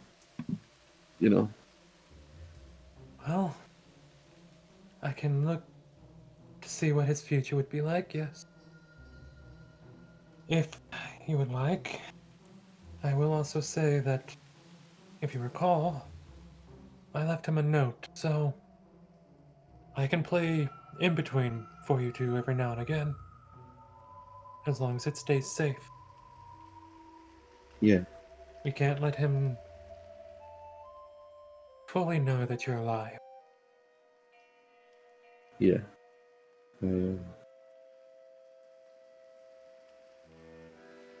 I, I, I guess I understand. It's okay. You won't fully comprehend it at first. No one truly ever does. That's a lie. There are some that do, but most do not. Then, give me one moment. And Victor will activate his ability, Premonition. Okay. And you're looking specifically for... The future of Alejandro. I want him to be okay as well. Are you looking specifically for... Give me 2 senses you're specifically looking for, whether that be sight and hearing, sight, smell, hearing, smell, your Sight sixth hearing. sense. Cool. Sight hearing. The first thing, you don't see anything, you hear something though. You hear a low, like, drone of an upright bass, just kind of plucking along at a constant beat. Can't tell if it's really slow quarter notes or half notes. And then you get a dim gold orange low light. And you see Alejandro sitting at a table, candlelit table.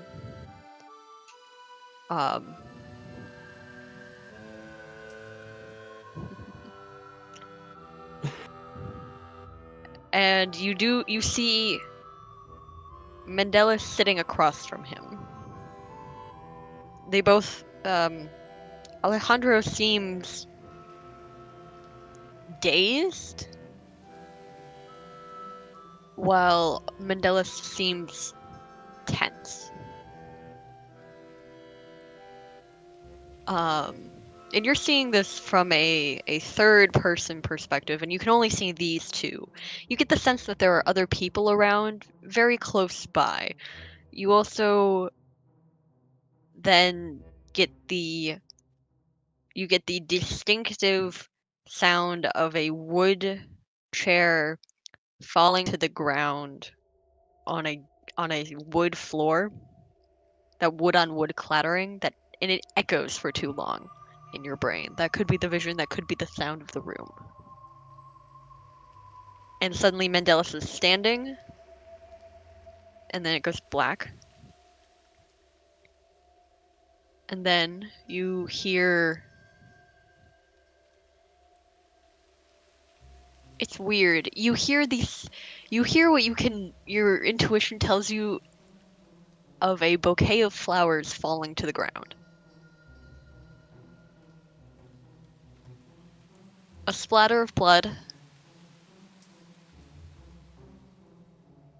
and then the sound of dripping water.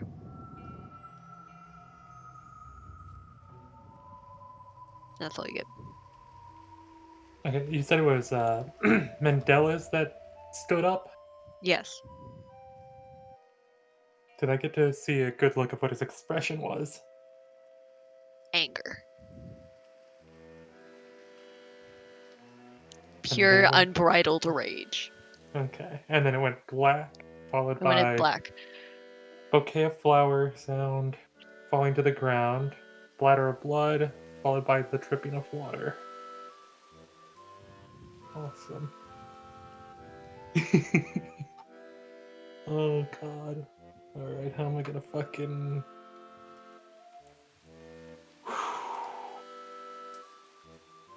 Time for cryptic message. Yeah, cryptic message. Oh god, okay. Oh, here's a good question. You said the bass was in what kind of notes? Either slow quarter notes or half notes.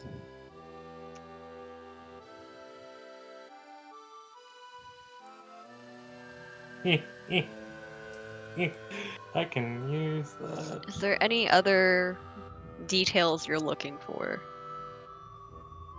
You said I seemed dazed.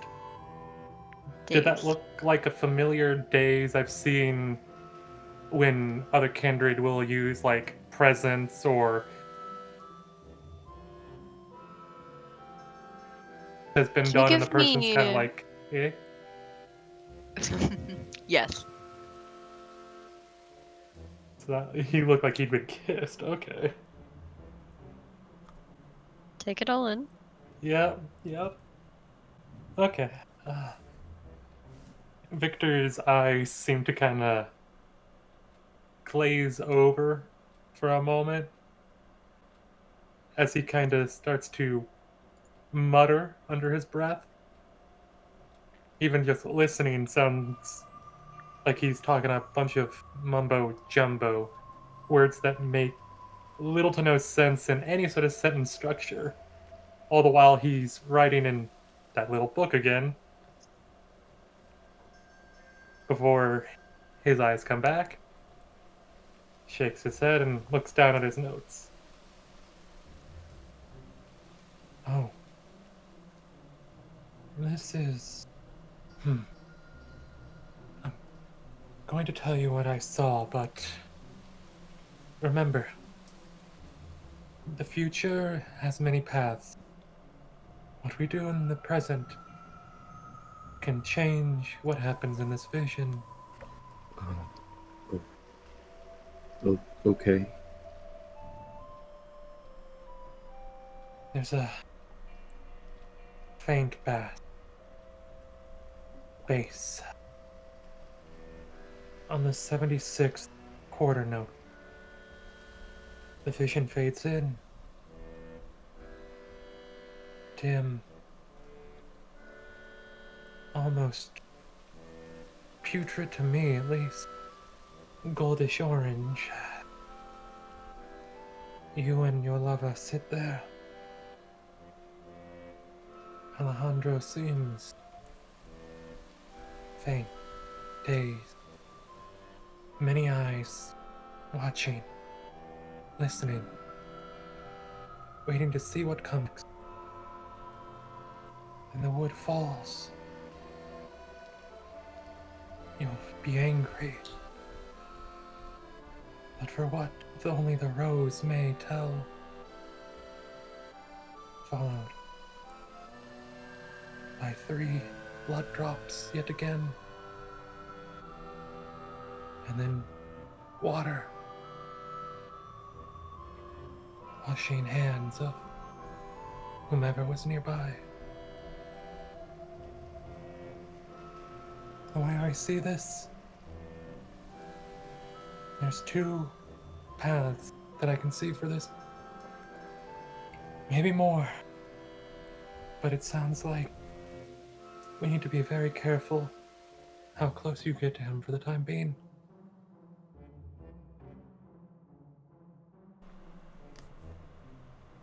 Right.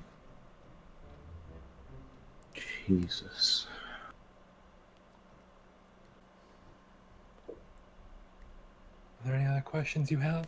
Not for visions, but questions you have about, well, life. Or should I say, on life, as it were.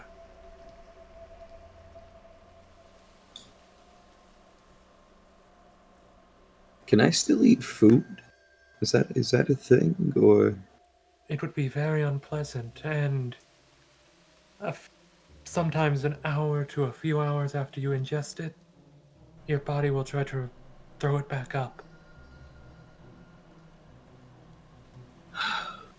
Damn.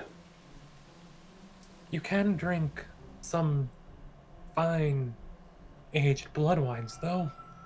That's typically a Toreador thing, though. Do I, can I still drink coffee? That one I'm not sure. That typically I would assume is under the same thing as food, but it's possible that you could make a blood type of coffee. Right. Blood coffee. Jesus Christ. Oh, trust me, it was not easy for me to get over that at first as well. You see his, like, Mendeles is, like, grabbing his temples with his hand. He looks down at the table. He's rubbing his eyebrows, trying to take all this in, clearly kind of not fully grasping what has just happened in the past couple hours, but still trying to make sense of it all, regardless of that. He looks up, he pops a cigarette out of the pack, lights it, and takes a very long inhale, followed by a very long exhale. So what now? I mean, what do I do? Well, the first thing that would probably be the best idea, but at the same time I'm unsure, is you need to make yourself known to the prince. But at the same time, that worries me. Prince? The He points at the pamphlet. right. The prince is the one who's in charge of the Camarilla in this area. On the other side, you have the Anarchs, who is led by a baron. It's good to make yourself known to at least the prince. The Anarchs aren't as... They follow the Masquerade rules that are set by the prince, typically. It's what keeps us alive. Another thing that we should probably do, and this one is entirely up to you, figure out what clan you are.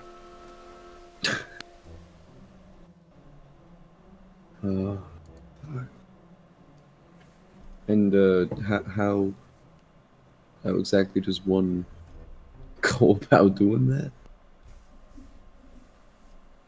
You're a rare case to me. I'm not entirely sure. For me, I knew what I was because my sire told me to. For you, I would assume it's... Well, we could see what powers you may or may not have. Fucking We- powers. Please. Yes, powers. Yeah, no, I just... you know, you hear about fortune tellers, and that just sounds kind of, you know, like, oh, yeah, sure, fucking whatever, but Jesus, powers and fucking blood and clans and princes. Fucking... He takes another inhale, a very long inhale. It's a long process, but you're a smart individual. And, word of the wise.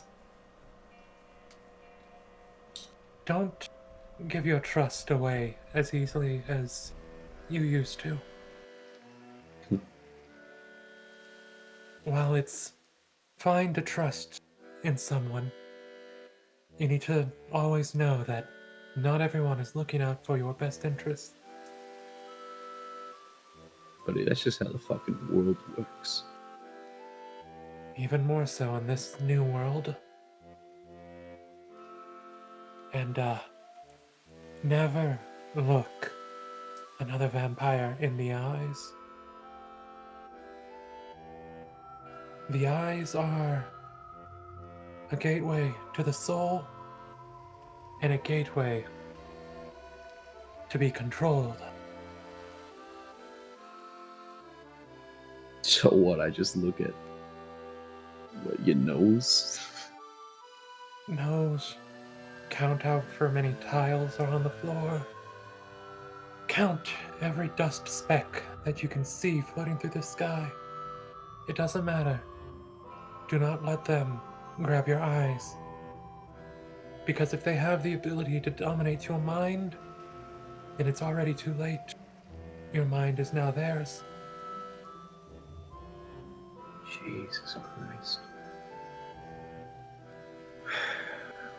Alright, so I guess I'm just not gonna make eye contact with anyone ever fucking again. That's. You can if you trust them, but Hey, but didn't you just say don't fucking trust people? and you're already learning. Jesus Christ. Alright. I'm just trying to help you as best I can. I don't know. Well, It's alright. I appreciate that. Nonetheless, just forgive me if I seem a little, You're fine. You may stay in my domain as long as you need, but never feel as if you're expected to do anything. I know how it can be. New world, new rules. You're confused, lost. So wait, what am I supposed to do for work? I mean, you guys still have to work, right? You have to pay taxes and shit, right? Some do. Others were smart enough to put resources away so that they could survive off of the interest of their money alone. Stock market, buying properties and selling. Some people opt out to create a ghoul so that they can have the ghoul run real estate for them. There's many different ways you can do it. But in your case, you're a... Well... If you remember, your death was reported. Oh shit, yeah. I'm I'm dead, Yes. literally. So as long as that is out there, you would be better off lying low to the public eye. At least until we can either get that scrubbed or something. Right.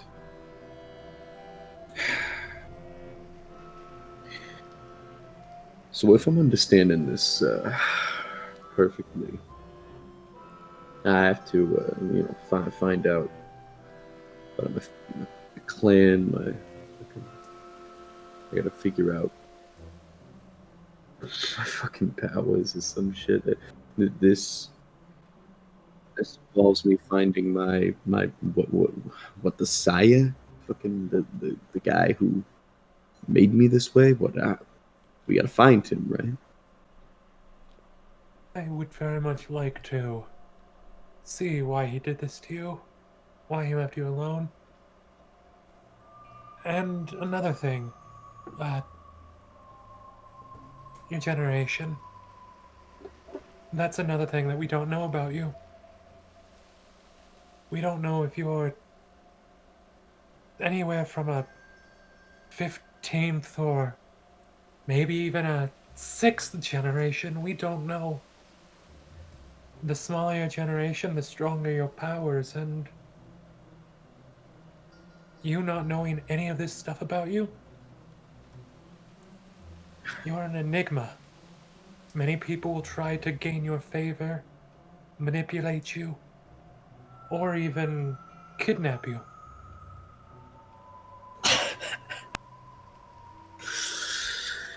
Oh man. There is typically one way to test generation. Generation is measured by the thickness of your vitae. I'm sorry, my fucking what? My blood? Yes, we call it vitae for us kindred, and blood for the many would call them kine, but I still call them humans, mortals. Right. At this point, as he has the cigarette in his mouth still, he's gonna open up the pamphlet, kind of giving it some consideration and thought as he opens it up. Well, what does it say? So you know Well, the open up the handout. yeah traditions of the Masquerade handout. Traditions of the Here we go. Masquerade into you. Oh my fucking god. Copy pasted the traditions. Of course. Jesus Christ, this is written in goddamn like old Bible speech? What the fuck? Yes. The first vampires came about many, many years ago.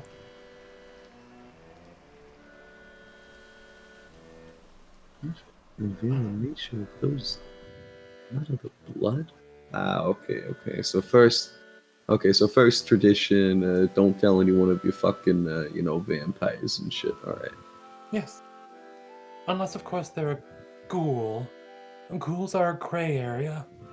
They're typically frowned upon, but they're accepted. What the fuck is a ghoul? What makes you a ghoul? A human mortal imbued with the power of your vitae. But they're not a vampire? They're not a vampire. What they do is, instead of you draining all their blood and injecting some of your own vitae, you instead, some cut their own wrist, or in some cases, vial their own blood, their own vitae. And your human will consume that, gaining the powers of vampires slightly. Some gain a little bit of your supernatural abilities, while others seem to get nothing. It's all about the thickness of your blood and what clan you are. Okay. Second tradition. My dominion is son. So respectful. Oh, okay, all right. So my property's my property, respected, and I won't fucking kill you. Exactly. If you were to, say, break into someone's domain and feed upon a mortal in their domain, that vampire whose domain you broke into could call out for a boon, a favor. In the vampire world, boons are a form of payment between vampires. Money is fleeting. Boons are much, much stronger. I see. It's kind of like the law of the deal, I guess. Exactly. However, the prince has the ability to override any domain as long as it's within their sphere of influence. And what? So like the prince runs the whole fucking city or something? Well, there's the prince of the Camarilla and the prince of the Anarchs. Each has their own circle.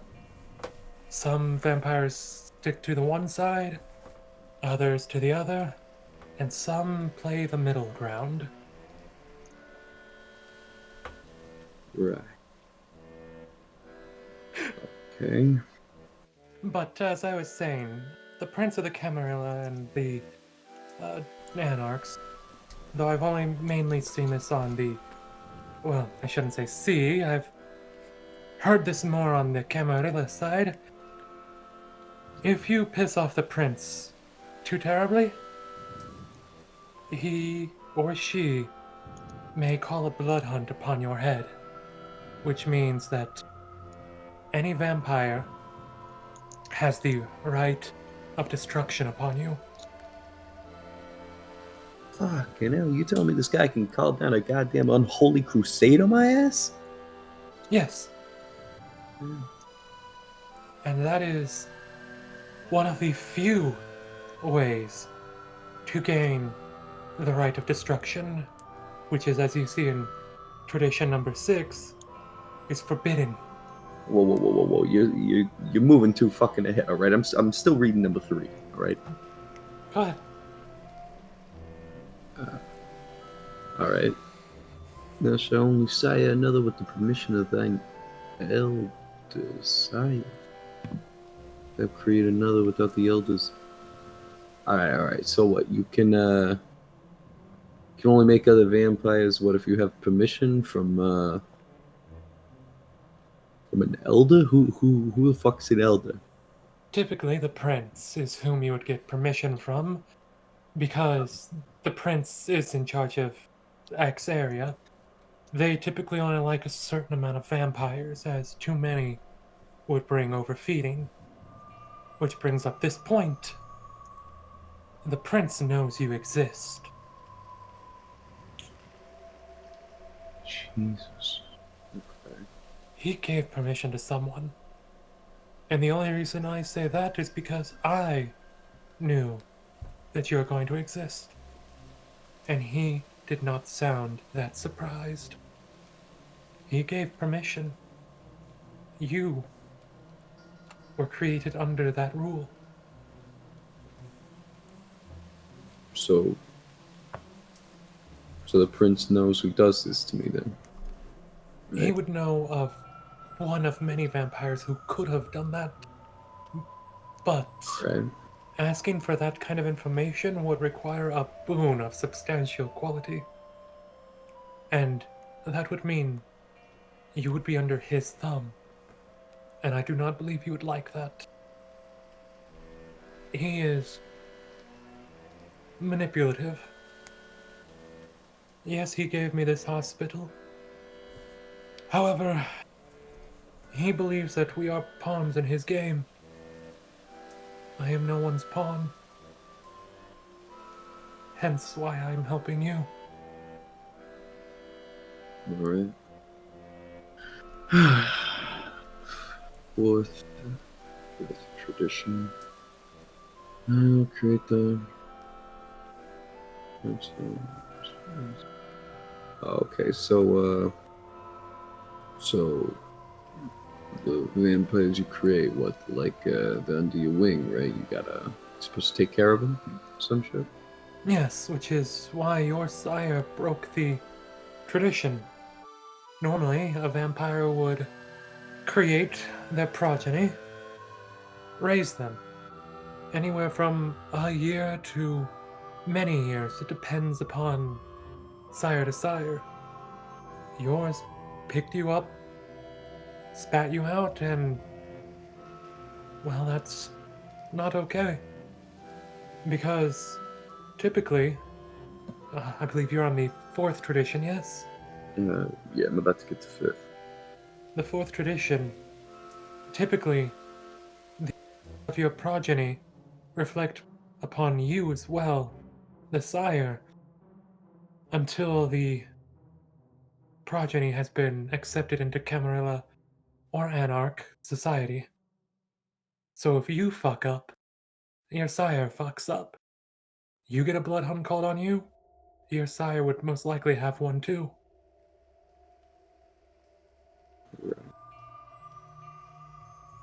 Yeah, okay.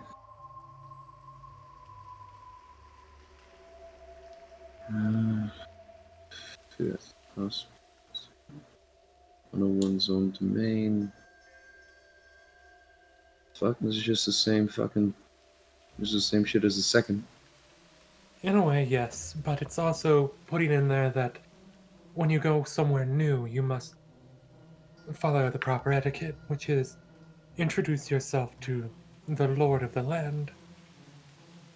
So typically, a new vampire coming into the town would go to the prince and notify them of their role. Which is why I'm not entirely sure if I should take you to see the prince. You're a fledgling. If he were to call Elysium, then you would need to go.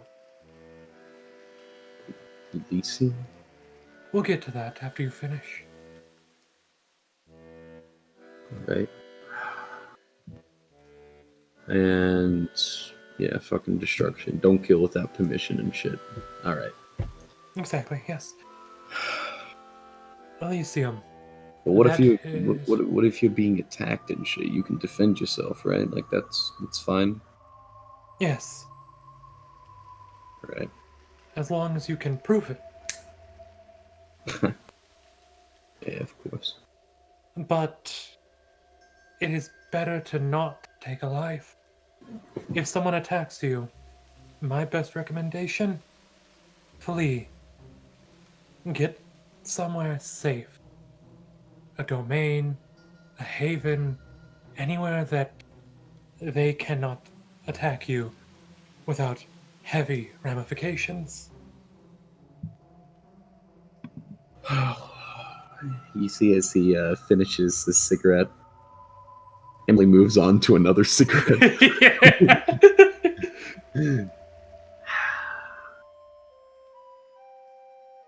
Okay. So fucking. Yes, So I gotta live by these 6 traditions, yeah? yes, and if you ever hear or are notified that Elysium is called, you must go to Elysium. Where is Elysium? It's in Elysium. Elysium is both a place and a thing. It's typically where the accounting takes place, but it's also where new vampires that are being introduced to the Camarilla, or anarchs, are shown so that all may know who they are and, well, that they are to be held responsible for their own actions at this point. Alright, let me ask you this though. Fucking. If right now there's some Yeah. sort of, let's say, guy going around, right? He's just making vampires willy fucking nilly. Boom, boom, boom, right? Not telling anybody. Mhm. I mean, obviously, that, as you said, well, that could call for a blood hunt on him. Yes, and if a person is going around willy-nilly making vampires, then they're breaking the Masquerade. They're most likely not an anarch, and they're most likely not Camarilla. Those people go by a different term, but I won't get into that for today. If somebody is indeed going around making vampires willy-nilly, a blood hunt would be called. Yes. All right. Another question. Would it, be honest with me right now, would it really be in my best interest to introduce myself to this prince you have here, to go to this fucking Elysium? I mean, is it, shouldn't Since, I lay them? since Elysium has not been called, you're safe for now. And because you are known of by the prince, then I believe that you would be safe to stay away, feign ignorance for the time being, and wait until the prince calls upon you, which gives us time to figure out your strengths, weaknesses, generation, clan, everything. But that is only if that is the path you would wish to go. I mean, the path I wish to go is the one that. Oh, fucking right. You already know what I'm gonna say. The path that lets you get back to your love.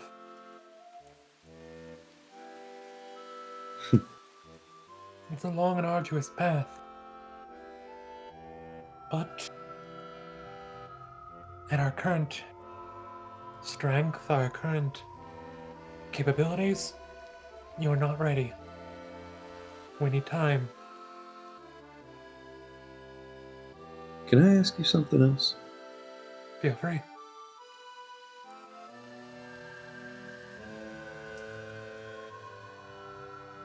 Has there ever.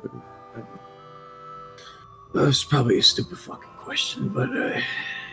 There's never a stupid fucking question.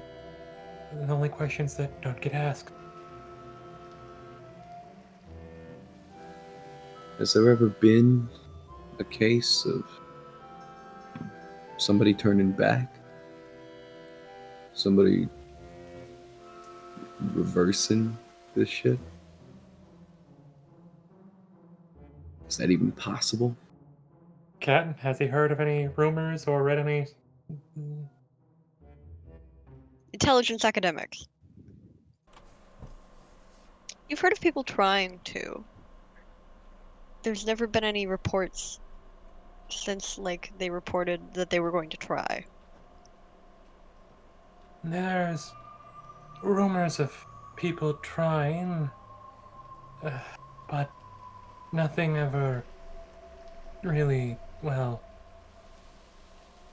no one's ever claimed that they've done it. So that can either mean a few things. It's succeeded, or it hasn't.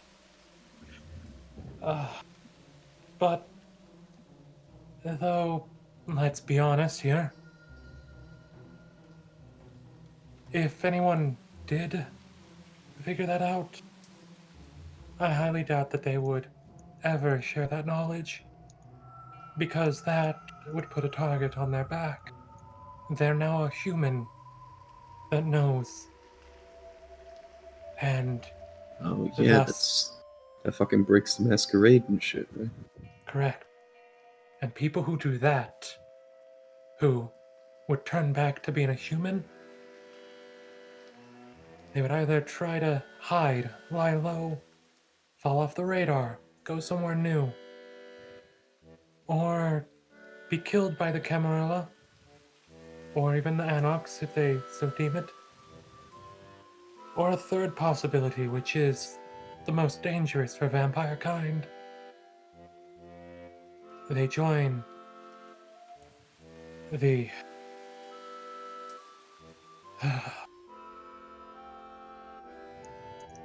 Victor kind of shudders.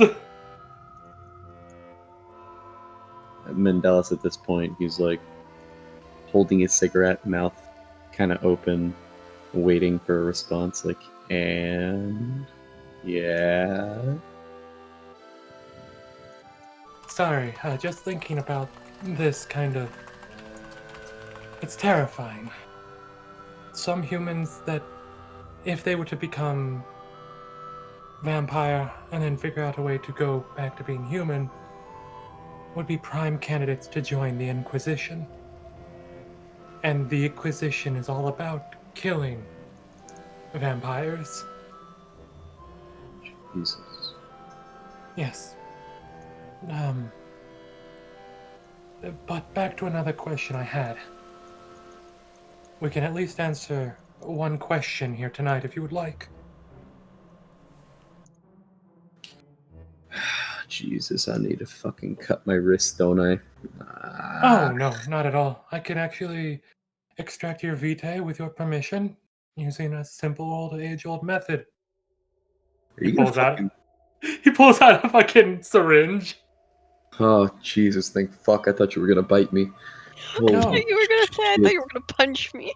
Why would I bite you when I could just do what a doctor does best? Fucking, I don't know. You calling it vitae and shit? I don't know if it's special blood or some shit. Fucking vampire blood or some shit. It is. A vampiric vitae is thicker than normal blood. The thicker your blood, the stronger your blood's potency is, and typically the higher your generation. Yeah, I yeah, should yeah. All say right. lower the Fucking just get it generation. over with. He fucking pulls up his sleeve and shit. He's like, all right, just make this fucking quick. He takes off his trench coat, puts it on the chair behind him, rolls up his shirt. All right. All right. Normally I would say you'd feel a slight pinch, but well, with your new body, you probably won't even sticks it and feel anything. And Victor's gonna extract a bit of the vitae just to see how thick. You see as like he has his right arm out towards you, and then he is with his left arm is still just like smoking on this cigarette, trying not to look because he doesn't even want to fucking see it. What, does he have to run like a CBC to figure out? All right, Cat, Yeah, how right. fucking C's? Come on, just lay it on me. How many C's? Victor. Hold Yeah. on. You I'm like me assuming to... you've done this at least like once before. He's done this probably a few times, especially so to himself I was and about to others. say, if it's not on anyone else, it's been on yourself. Oh, You yeah. know how thick yours is. It seems... It's weird. It, like... When you take the syringe out, like, you look at it, you think that it's, like, that thick, dark... Like, almost like dried blood color. But it's got, like...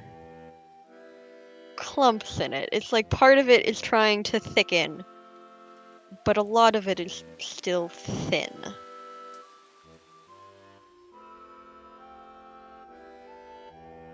So I've his... never seen anything like this. And if I were to compare it to some of mine, it seems like it's thinner? In some places. In others, it seems extremely thick. Like 6 C's. Jesus, that's a lot of fucking C's. Holy That is a lot of C's. That is, that's strange. Your blood is... Well, it's different. Oh, Jesus, when did I become the most interesting guy in fucking school, dude? Oh, Jesus. The moment you had a sire that decided to leave you on the side of the curb. Not Richard. Victor, I do have a question. Yes, God. Do you, like, shake it? Oh, yeah. It does, like emulsify is the only word I can think of. It becomes a homogeneous liquid again when you shake it, and it seems thinner than yours. You think? Okay, that's So weird. like the blood's trying to coagulate in the syringe? It's trying to thicken, but something's stopping it.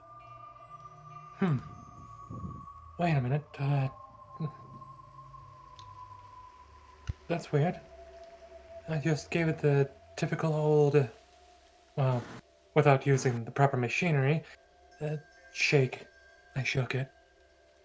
And now it's Right. thin.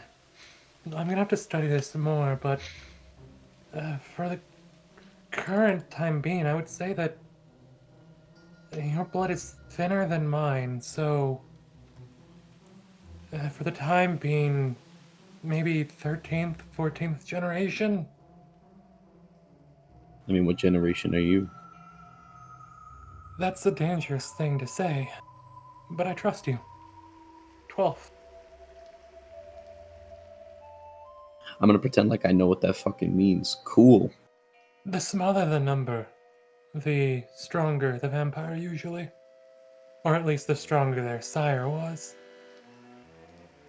In layman's terms, or at least how people who are more, well, into the, taps the pamphlet, old-timey dialect, the closer to Cain you are, the first vampire.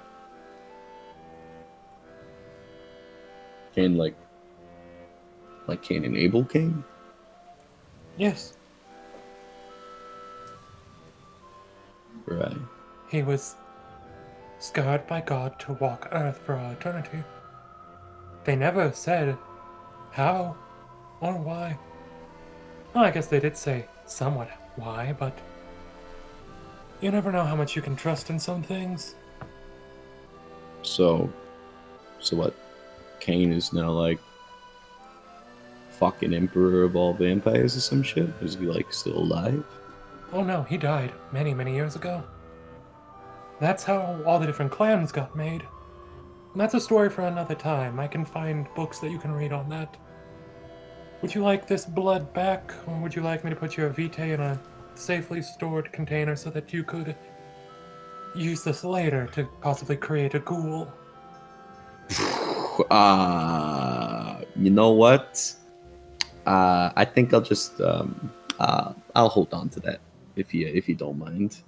I can put it back in you. Otherwise, if it stays outside your body without being properly contained, it'll turn into normal blood and then coagulate pretty quickly.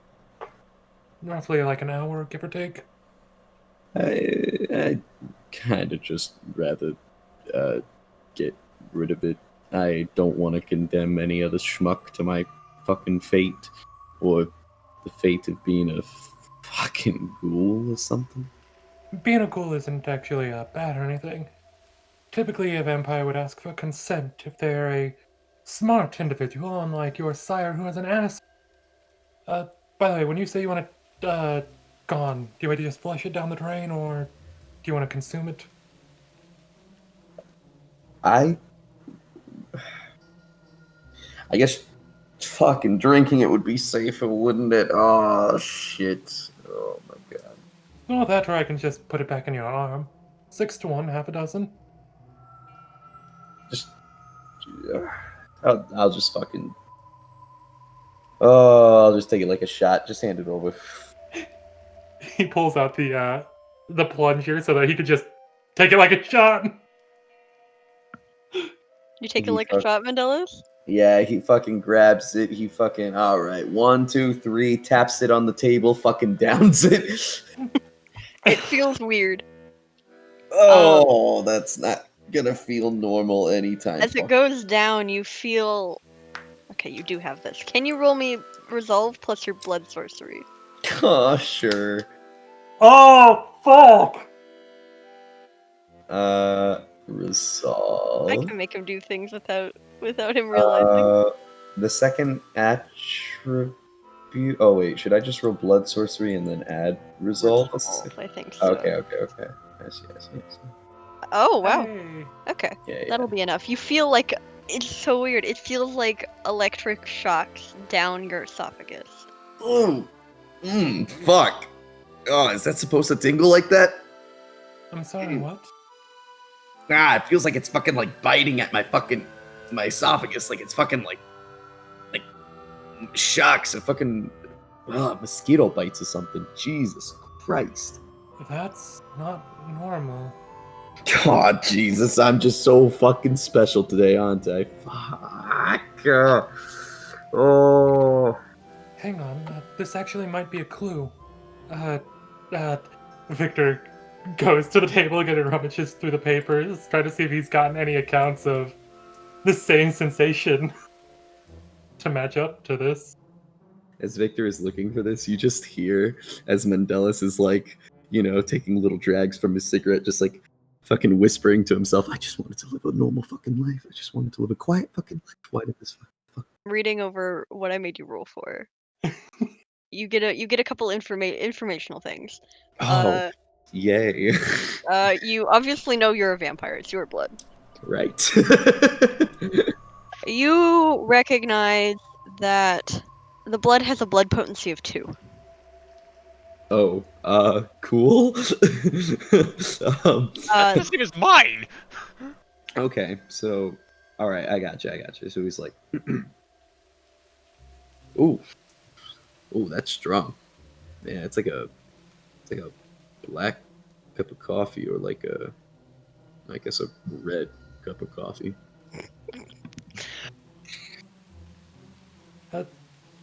So wait, Victor's still like rummaging through the papers on his table of all his notes. Just so hang on. Last time you said that you felt a tingly sensation when it went down, Yeah, and now yeah, you're comparing this to coffee. yeah. It was like it's like really fucking strong, but also like fucking like shocked at my throat. You know?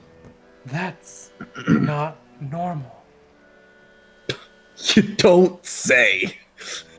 I'm sorry, I should say this. You're not a Malkavian. Oh, okay. The only reason I can say that without a fraction of a doubt is all the disciplines my sire showed me of our clan, never once did they mention a tingly sensation when drinking vitae. And never once have I ever had that sensation myself when consuming vitae.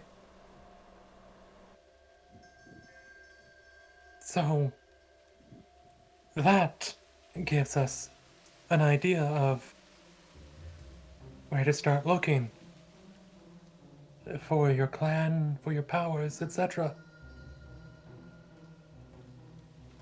Right. If you're... Okay, we can test this... no, that would be dumb. I wouldn't want you to do that. That is a dangerous prospect.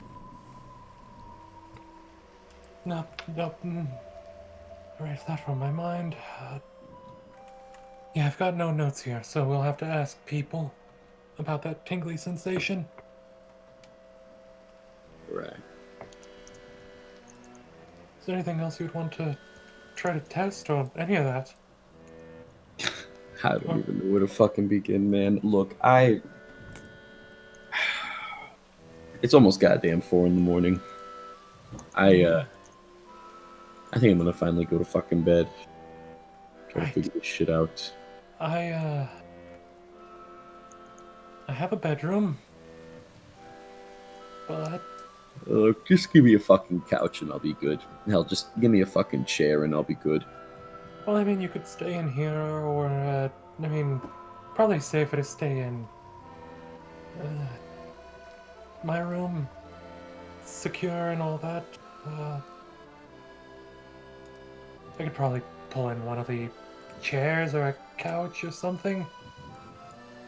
You see, as Mendeles went and grabbed his trench coat, he puts it on.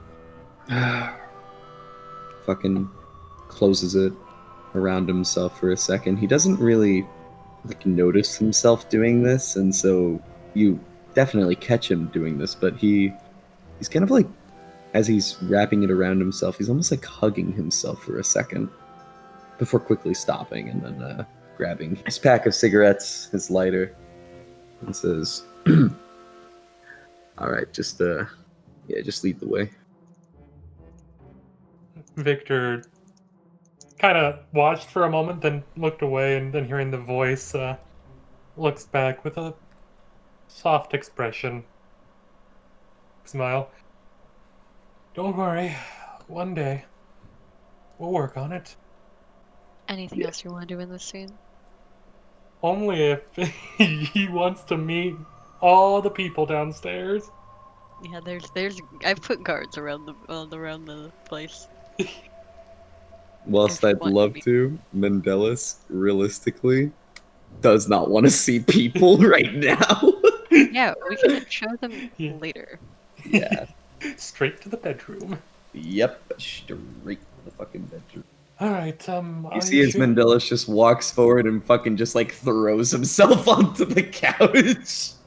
Oh, well, alright. Are you sure that you want the couch? I mean, as a host, I am always willing to give up my bed He's temporarily. already taken off his fucking his jacket and he's like wrapping it around himself like a blanket.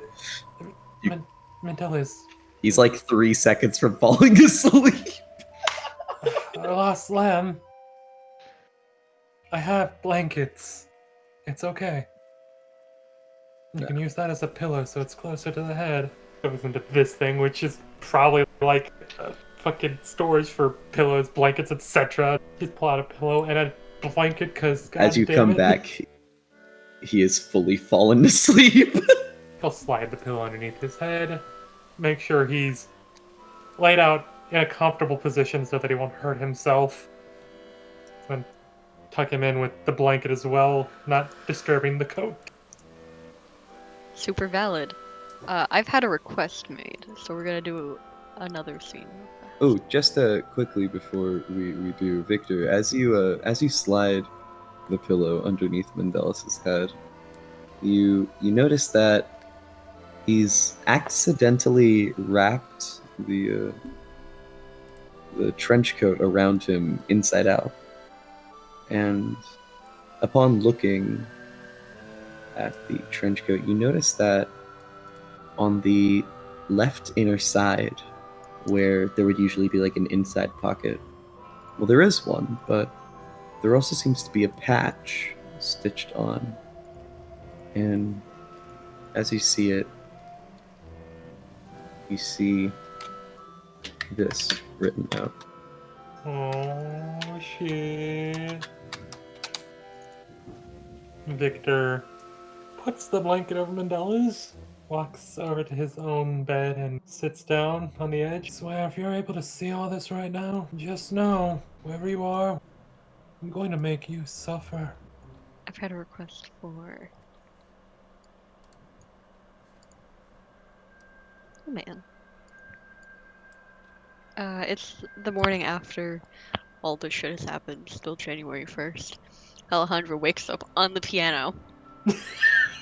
Alejandro blinks momentarily, looking down at the keys that his forehead have depressed on the piano.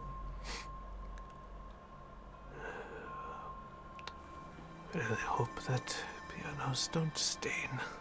Ugh. He rubs his head and looks around for a clock. What time is it? 11:30. And what day? January 1st, New Year's Day.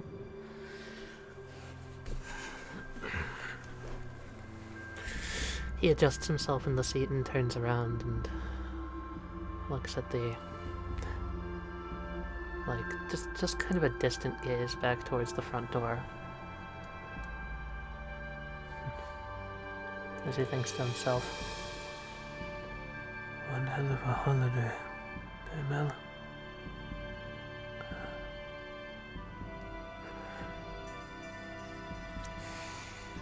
thoughts in his head buzzing around as he thinks about the events of the previous night, and opens his hand, which there's small stains on it, dark red, around multiple cuts in his palm as he'd been sleeping, gripping tight to a piece of broken glass, wrapped to a chain. He uncrumples the, note that had been attached to it, reads it again in his head, and gets up, looks back, thinks about whether or not he should prepare himself for an outing, and then just decides, fuck it, it doesn't matter. And heads out the front door. Oh no. He... As he's walking, trudging, he steps into his, winter boots that are set up at the front of the, sliding, it's like one of those collective mailboxes that are in apartments, right? And there's, communal storage and all that stuff. Pushes the door open and lets out a breath of the cold air and looks down at the note again, sort of just reciting it in his head as he goes. The missing piece may return. Missing piece, eh?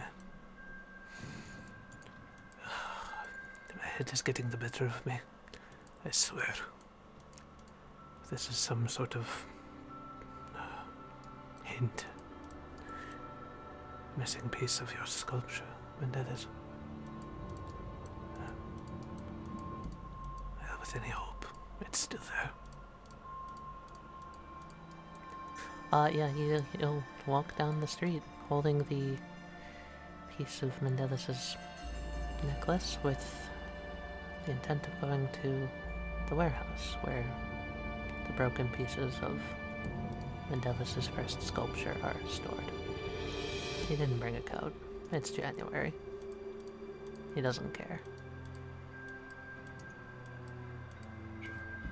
Since we're doing a new night, I'm going to do this because this is going to be a mechanic. Whenever a night starts, whenever a vampire wakes up, you have to rouse yourself and thus make a rouse check just to see if you get any more hungry. It's at the bottom of your sheet. It just says Yes, I rouse. see. It's just a button. You all succeed. Nothing changes. Continue. I just wanted to make that mechanic. For sure. So he, well, first he wakes up, right? His eyes sort of like slowly opening and closing. I think you feel that he was definitely asleep for a lot longer than he thought. It's sometime in the evening. He knows he very much overslept, and he wipes away, like, you know, the crust on his eyes that usually form. As he sort of comes to, he feels that a pillow has been slid underneath him. He smiles and just kind of says, thanks. I say smile, but it's more of like just a slight little smirk, if you will, like a movement of the right cheek, if you will. He feels the trench coat still around him, and he holds it tightly one more time before getting up and putting it on. His hair has gotten a little oily. He feels that at some point he will definitely need a shower. But he puts all of his hair up into a bun, as opposed to just the top. There are some stragglers, some baby hairs that don't, fit in all the way. Oh yes, full bun. He rubs the back of his neck. And he looks down over at this desk and walks over to see a note that has been left for him by Victor. He, again, just sort of has that slight cheek movement of appreciation before he remembers the feeling of having his phone in his pocket. He takes it out instinctively, trying to open to his usual lock screen before noticing that, this is a pink flip phone. Bedazzled, right? Yeah. Yes. Can I also add lib that it has like bunny ears on it or something? Yes. But of course. He looks and he says, oh, shit. Yeah, that's right. Well, he flips open the phone. He goes through the contacts. Oh, just out of curiosity, what time is it right now?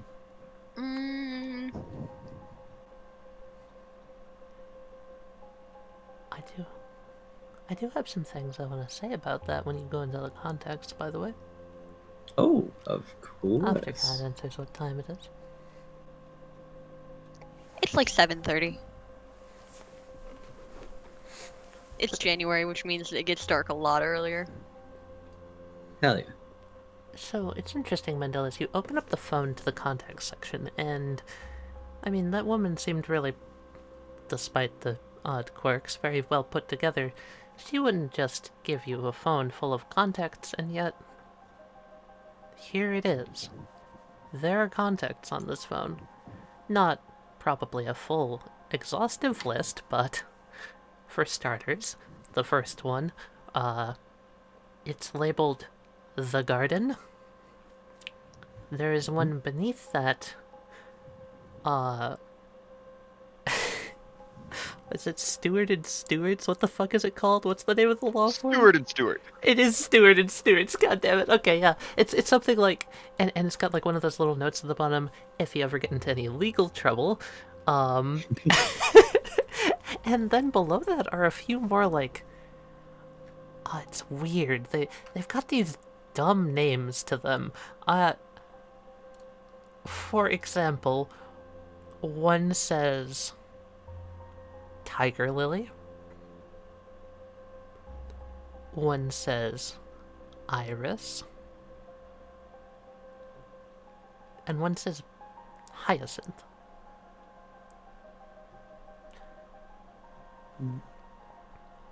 Is there any in here that says the Orchid herself? Is there one in here for that? I mean, There is one that says the Orchid as well. Yes, I forgot to mention that she is on there. Yeah. okay, cool. He's gleaming through these contact lists and is very much wondering indeed, why the hell would she give me a phone that has numbers on it? That doesn't make sense. But then he sort of gleams that in the moment, she probably just gave him her backup phone. Which makes him also wonder, was that a gesture of genuine kindness? Pure selflessness out of just almost not pity, but sympathy for Mendeles? He wonders, and eventually gleams that it was probably just the most convenient at the time. She probably didn't think much of it. He dials down and calls the Orchid. It's real funny, because you know how when you call someone there's normally a second of ringing? This is click immediately. Oh my fucking God. Instantaneous. You call her and bam, that phone is in her hand. Mendeles like almost kind of like is taken aback, like is a little startled at how quickly it answers. Wow, you like caught me off guard there. About 15 minutes early. Nice. Oh, my prediction skills aren't actually as good as they used to be, but like, hi. Hi.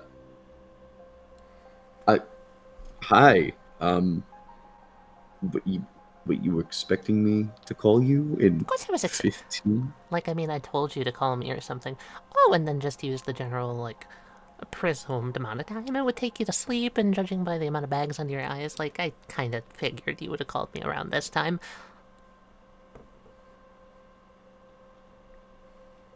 That's some intuition you got there. Yeah, it was just a stupid guess, like, whatever. Anyhow, you survived the night. That's good. Survive is it's definitely a word you could use to describe that. And it is a word I am using because you are currently not dust in the ground. Which, like, I think we all prefer. Yeah. Look, I mean, you're not dust in the ground, right? Victor didn't do anything weird to you? no, I'm Oh, perfect. Okay, wonderful. right. Look, I'm not really even sure why I'm calling right now. There's clearly like this air of anticipation on the other end of the phone, as if she's expecting something from you, but you're really not sure what, because it's kind of strange of like, wait, she expects you to know what you want? That's weird. You don't know what the fuck you want. Yeah. Anyway, she just waits on the other end of the phone with like that air about her still. He sort of like takes a moment. He look, I know you got connections, and I guess I'll just get to it. I want to find whoever did this to me. Mm-hmm. Well, that's rather nice. Like, so do I. So I don't know if there's a certain way that that you all go about doing your things, vampires and whatnot. I believe you'd come to find it surprising, as the undead were rather similar to humans still. Like, I mean, I don't know about you, but I still feel and think like a human. I may not be one, but doesn't mean I'm completely a monster. Yeah, You no, feel that's that? true. I guess I was more referring to like, traditions. Talking to this fucking Oh. prince guy or some shit. Or fucking... Oh, I really do not recommend you do that. Oh,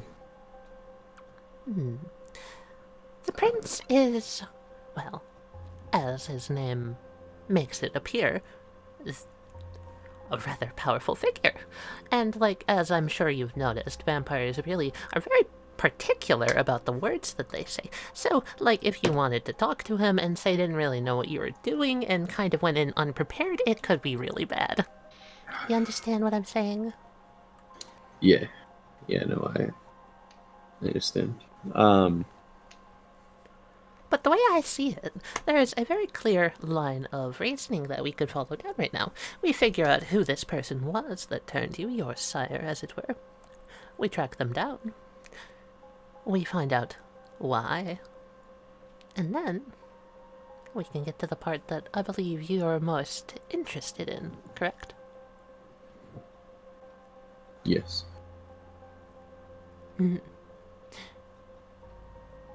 Now, this is a secure line, and I'm sure that it's become apparent as what's been told to you, that, like, humans aren't supposed to know what's going on with this, but if you help me out in finding who did this to you, well, like, I don't know, I think we could make an exception. All right. Your call, though. You know what I'm talking about, of course, right? Yeah. Yeah, I think I do. All right. Well, first things first. Do you have any pictures of the scene? Quite a few. Like, from what I've heard, you're a private investigator, correct? Yeah. Yeah, that's what I do as a living. Why don't you come down to the garden? We can talk more there. There should be instructions in the phone. All right. Yeah. While I believe this is a secure line, it's always best to not take chances. Right. Yeah, that makes sense. Okay. I'll get my things together and I'll head over. Ah, that's just peachy. Wonderful. Alright, I'll see you there. Yeah. See you there.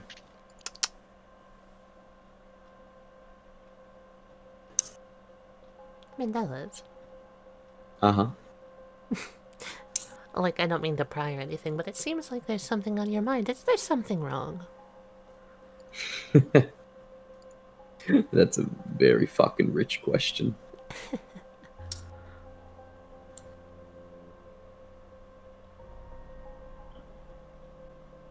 Look, everything that I've ever known about anything has all just been flipped over on its fucking ass.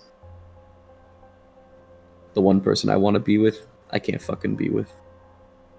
The only thing I wanted to do in my life, I can't do anymore.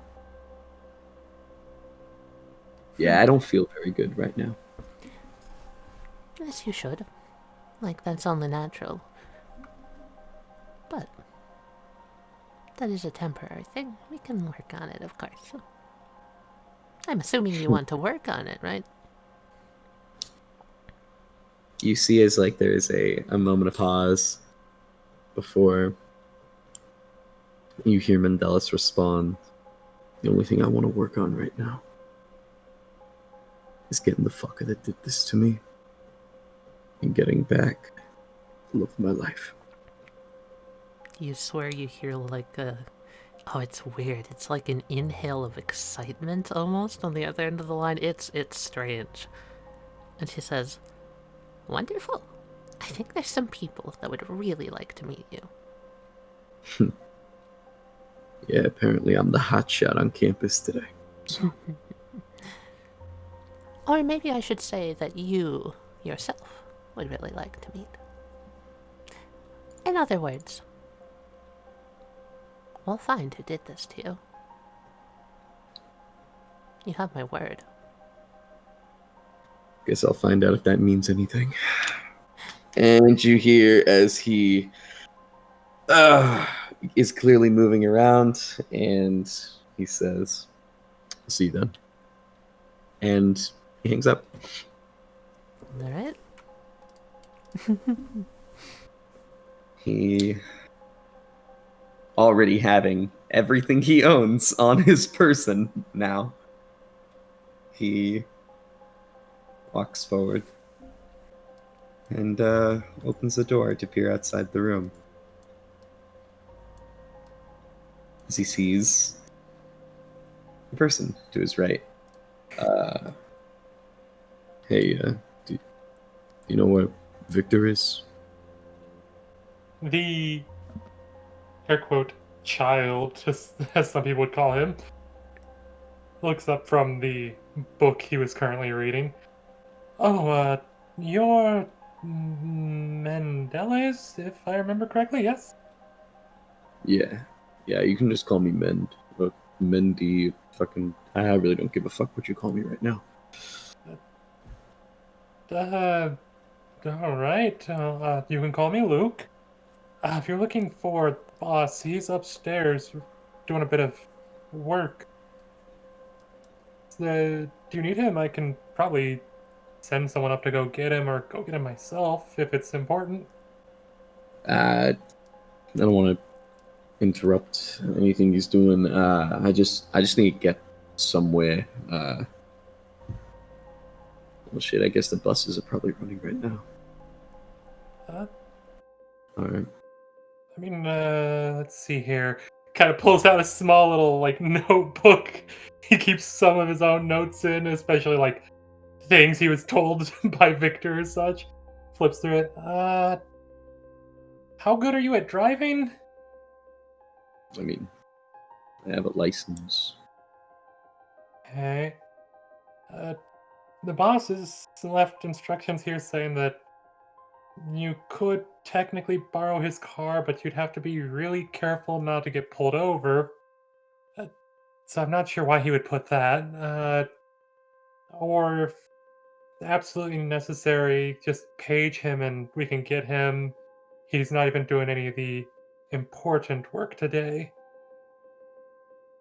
Uh, I guess that means he's not working with Jesse today. Strange.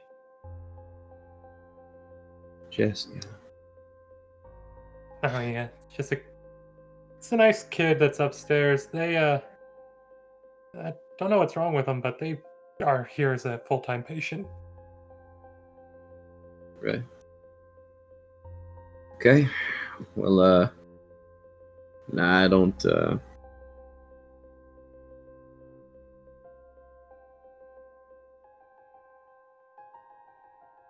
I don't want to bother him or anything. I don't need this car or anything. I'll just yeah. Oh shit! Do I have my wallet? Hey, Kat, do I have my wallet? Unless Richard says otherwise, yes. Cool. Unless who says? You have your wallet, but you don't have your driver's license. Just fucking bitch.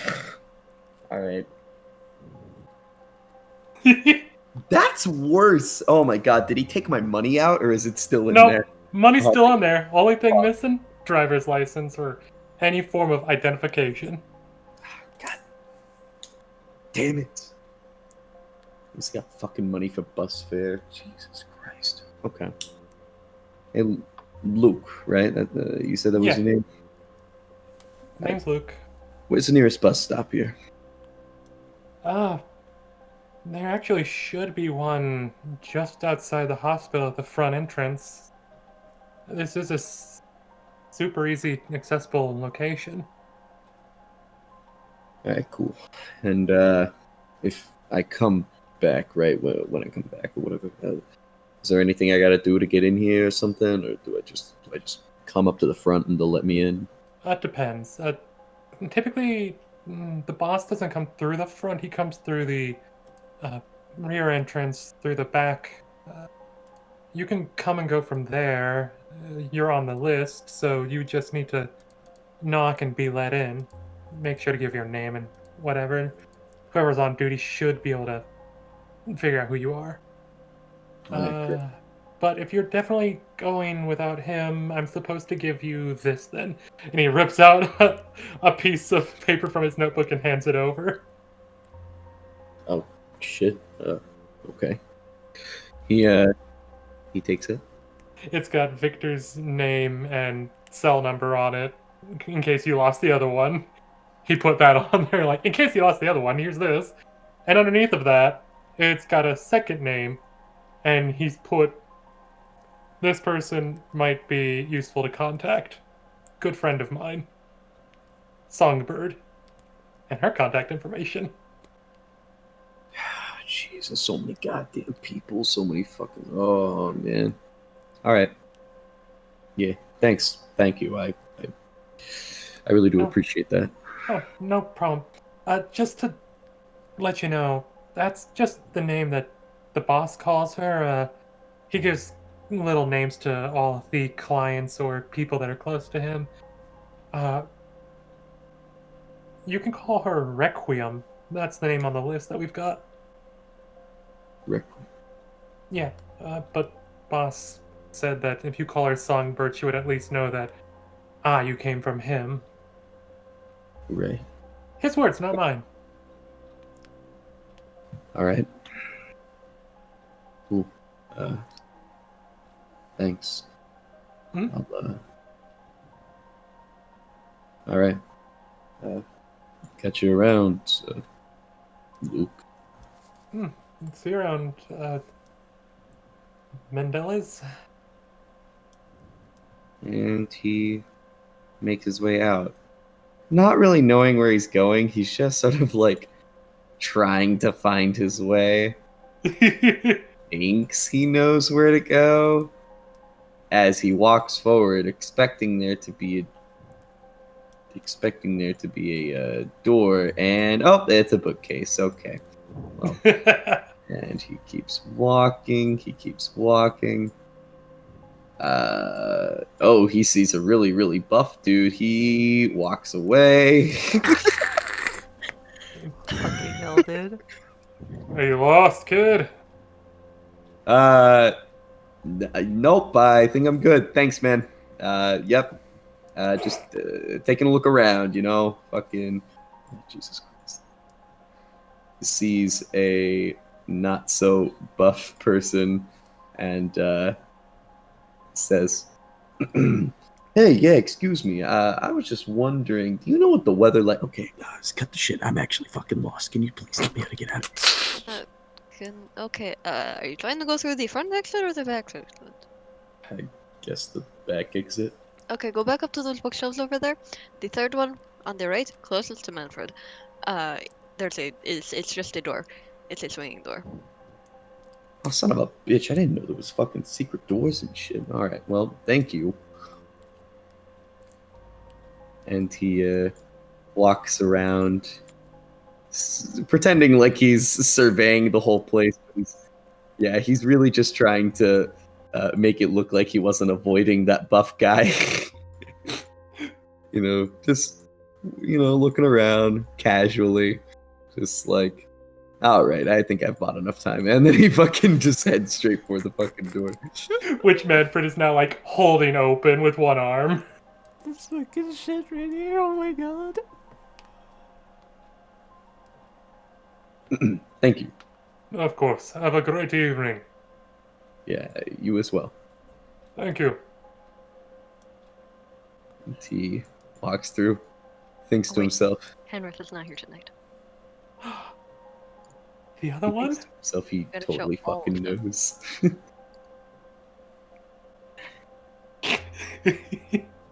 Walks forward.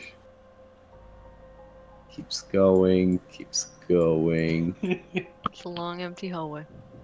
This long ass hallway. Oh,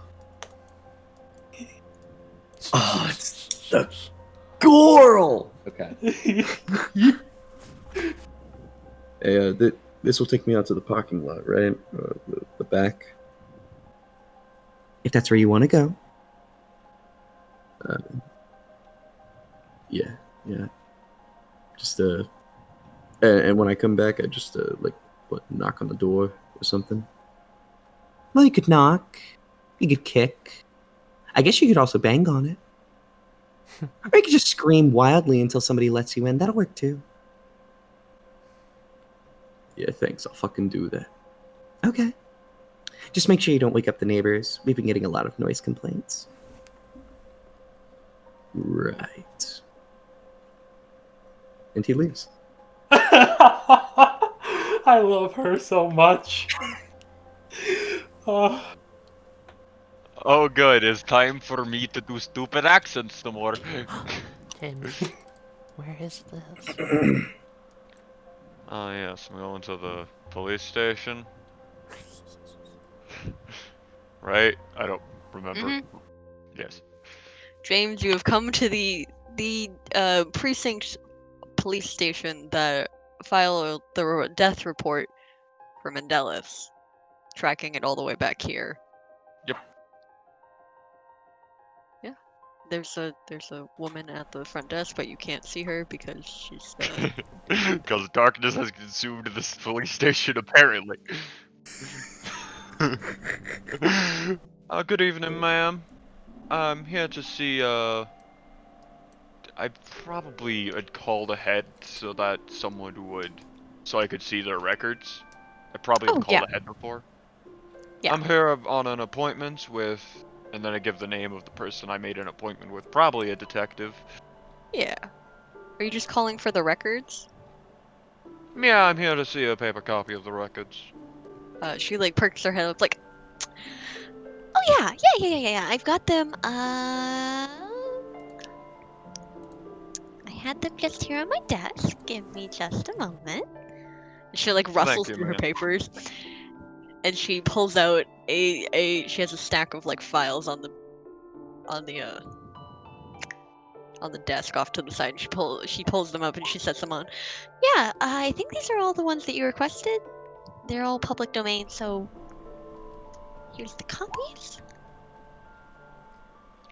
Thank you. Anything else I can do for you today? Not right now. I'm just gonna read through these quick and I'll come back and ask you if I have any questions. All right. I'm just gonna walk over and start reading them. Yeah. You got Mendeles' death report. Any other files you were looking at? Were you looking at like? I'm looking for, I guess badge number and name of the cops, seeing if any of those might be ghouls that I know of people in the city. I'm looking for supposed cause of the shooting. Is it a mugging? Is it a gang of violence that he got caught up in? What is Yeah. They Would said you just- drive-by shooting. Do they have a reason he was shot yet? Or supposed suspects? Yeah. You read that over. There's several suspects, most of which are in custody and are awaiting trial at this point for, Separate crimes? murder. Among other crimes, they all seem to be gang members, like low, petty, like drug dealers. Would you roll me intelligence investigation? I'm good at this. You're good at this. Oh, hey, yeah. Ooh, nice. That's 4 successes. Big smart. You realize that there's like 2 or 3 names that keep popping up, like for detectives. When you would think like more cops would show up to this, but there's only 3 names coming up. They are Deputy Deborah Mills, and you get her badge number and everything about her. Yep. Cameron Johnson, and then Lucius Jefferson is the 3rd one.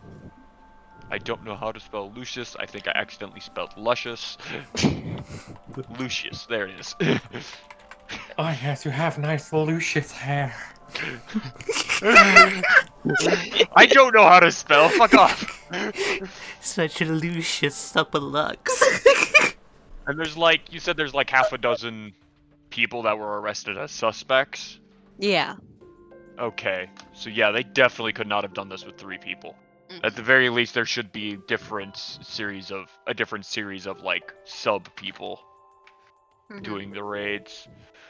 You also note that there's no documented ambulance calls or EMT calls, fire department calls, etc. Just the police officers. Reading the report, did anyone witness the shooting, or did they just, because they said it was a drive-by, so in order to say it was a drive-by, there had to have been witnesses. What is listed as There is witnesses? witnesses. We have a Jessica Barnes Detectives. and her boyfriend named Ronaldo. Sorry, I was getting tea. It's alright. Give me a last name. Oh, just any last name? Any last name. Okay, Malkovich. Hell yeah. Sure. Ronaldo Malkovich. Malkovich. That's a pretty decent name, Welcome actually. to America. That's a pretty decent name. I also spelled Malkovich wrong when I typed. Jesus Christ. Malkovich. Malkovich. Yeah. Actually, that's better. Leave it. Sure, that's what it is now. Malkovich. Malkovich. Malkovich. Sorry. Hold on, I gotta correct that in my notes. Yeah, same. I gotta change it to Ronaldo Malkovich. Ronaldo Malkovich. Not Ronaldo, Ronaldo. I could investigate these. Well, I could investigate these 2. Is there at least multiple, like, lieutenants and privates and other things listed on the paperwork, or is it just the 3 detectives? Deborah Mills is the deputy, Cameron is the police officer, and Lucius is detective. Detective. So detective. And the paperwork is filed by. There's a number of other people who've helped file the paperwork, and they're all listed. But these are the 3 that showed up. Okay. There's also pictures of the body that was recovered for Mendeles. It looks like Mendeles. What the fuck? A person walks in and turns to James and is just like, "Telegram for Mr. James Stewart." I'm gonna look at him. Look down at his chest. I assume there's a flower on his. Oh, pinned on totally, his dude. How did she find me? I didn't even tell her I was going out of the office.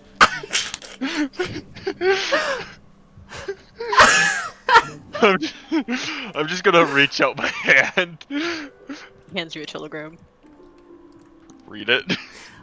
It basically says, James, Mendeles is coming over to the garden. Please be back here in about an hour to meet up and help him feel at home. And it has a PS. I'm not good at that. Please come.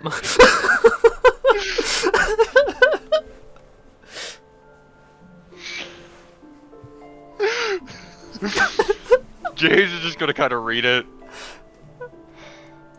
Guess I can go over the case files there one day. Let's go. And no, you don't get to blindfold me this time. You've been working there long enough that you don't need to be blindfolded. Oh my god. Gardens? I want to draw the telegram man and give them a name. Please give the telegram. Please. I'm good. It's gotta be Ivy, right? Ivy? Oh, that's perfect. Yeah, Ivy. Because it spreads fucking everywhere, man. Yellow oh, no, Ivy. wait, Clover. Clover? Clover's good also. A little bit before Mendeles arrives. Up here. James walks in. Ah, James, perfect timing. Is that for me, ma'am? Well, I just got off the phone with Mendeles, and like he's coming over here at a time, judging by his demeanor, I'd imagine he'll be fashionably late, so I figured I should get you involved in like, well. You don't like babysitting, I know, man. No, I don't. If there's any conversations the Orchid or James want to have with each other before Mendeles arrives. Well, I guess I could put him to work helping me solve who turned him into his thing. I got a list of names that I can investigate. I can send them after one pair, and I can go after the police officers. At least they won't be wondering why a possible dead man's walking up to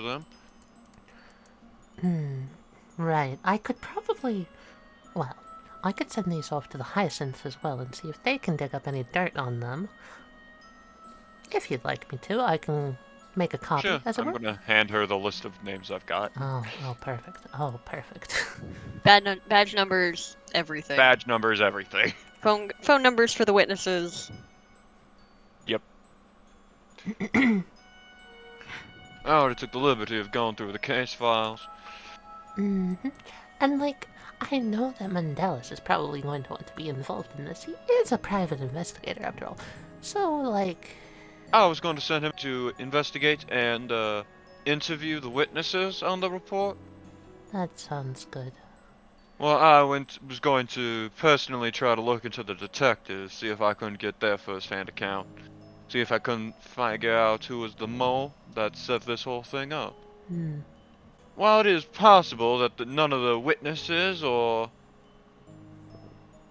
cops are involved, I find that highly unlikely. Right. And like we've been suspecting, someone out there really is interested in him. Likewise we are, of course, but we shouldn't be sending him after any targets that we deem... She kind of looks at James in the eyes and is like, dangerous. I'm sure you understand. I wasn't going to suggest you send him alone. Oh no, of course not. I've already talked to the Lilies, and they should accompany him on any outing, even if at a distance. She winks. Good to have eyes out there at all times. I know you do, ma'am. Now, like I said, it's very important that he feels at home here. I don't want him turned off by the decorum or anything. Like, I hope he likes the decorum. Do you think he'll like the decorum? It's a basement flower shop. Well, yeah, duh. I'm asking if I he'll honestly like it. do not know. Barely met the guy. Oh, really? His loss if he doesn't like him. I think it's perfect. She heads out of the office.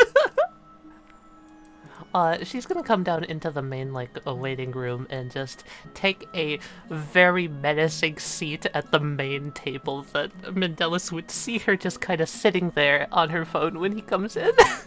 Oh my god, she pre-plans this Oh, shit. totally. To a T. Except there's one problem. Mendeles isn't gonna see shit. He's gonna come in with a blindfold. You're very right. He will come in with a blindfold on, but Bag over his head. she thinks about that for a moment. Comes back. James, James. She calls Yes. around the corner. Can you Yes, run ma'am. Can you run ahead to the White Lily out front and tell them to not bag his head? You hear the door open. Oh shit! Rushes God into the damn chair. it. Is any of this really fucking necessary? I mean, come on, dude.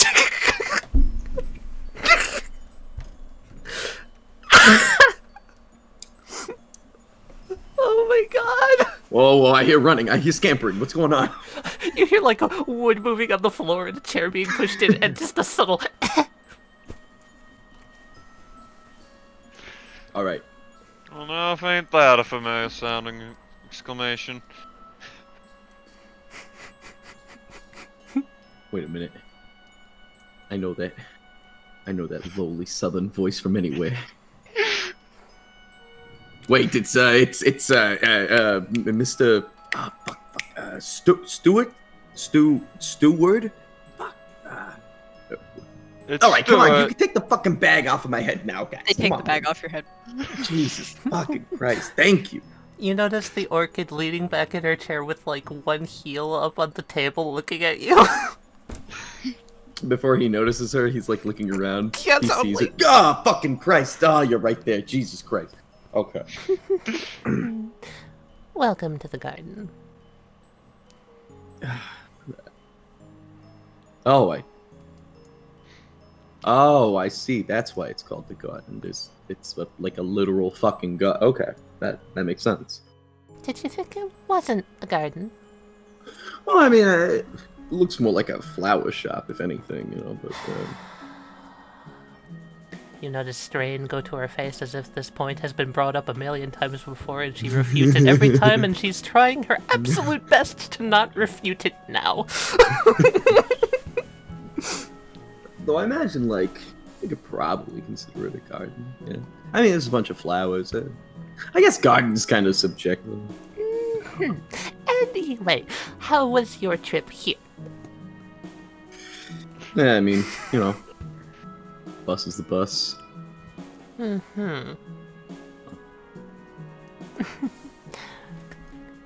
James, like, I understand the whole keep your distance thing, but you can come over here. We're gonna have to discuss some matters, unless... Do you want to tour I the can place hear you first? perfectly well from over here, ma'am. I know you can. It's about pleasantries, and I thought you were going to help with those.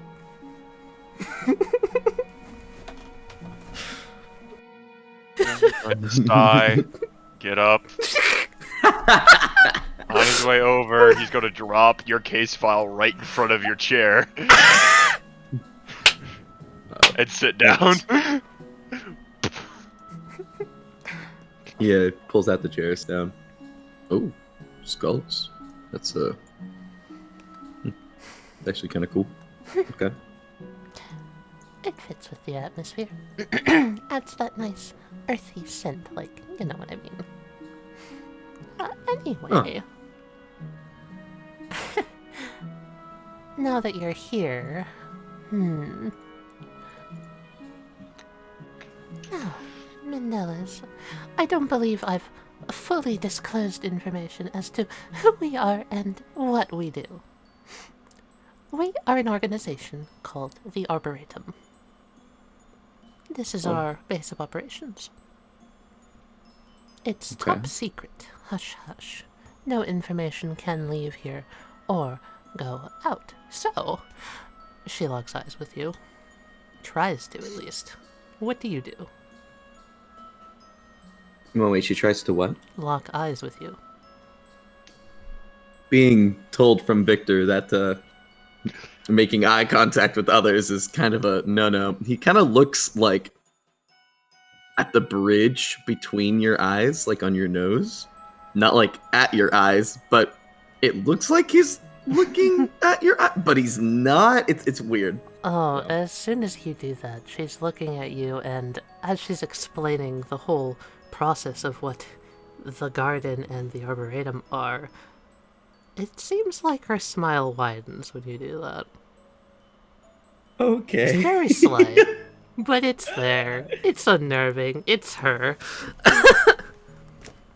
Now, this might help you as far as terminology goes. I know there's probably a lot of things being thrown around these days, but the best way, like, that you could think about it is we're pretty much the mob. Now, I know that comes with a negative Wow. connotation. I'll give you a moment to take that in. Wow. Okay. So, you're so what? You're a mob boss? That's what I'm getting at. I'm not a mob boss, Mendeles. I'm the mob boss. Oh. Yeah. No, It's alright, it's alright. We don't like to use such archaic terms as mob. We much prefer the more, how do you say it, subtle terms? There's a lot of bad air around the idea of being a mob. We're just a group of individuals that likes to help each other out. Think of us like an extended family. Right.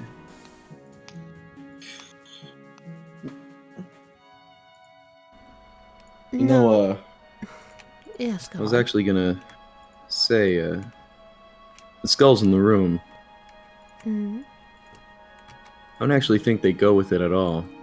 It's a really big contrast to the entire piece, but that's not actually. You see, as he's like grabbing his chin, a bad thing at all. The contrast between the white skull and the colorful flowers, it pulls in the eye, sets it all together, kind of makes the piece whole. It was a nice touch on your part. She, like, touches a hand to her chest. Well, I'm deeply flattered that you think so. She glances over at James in like, a moment of, like, fucking told you so, bitch. I'm just gonna roll my eyes.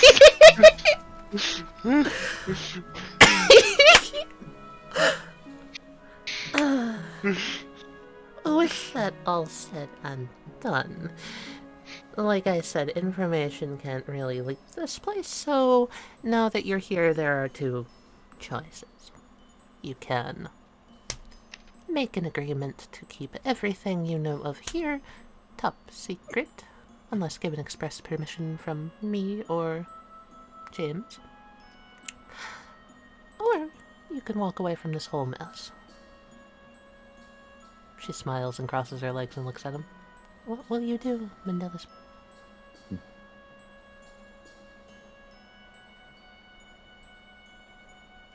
He takes a moment, sort of leans back in his chair a little bit, looks over at both of you.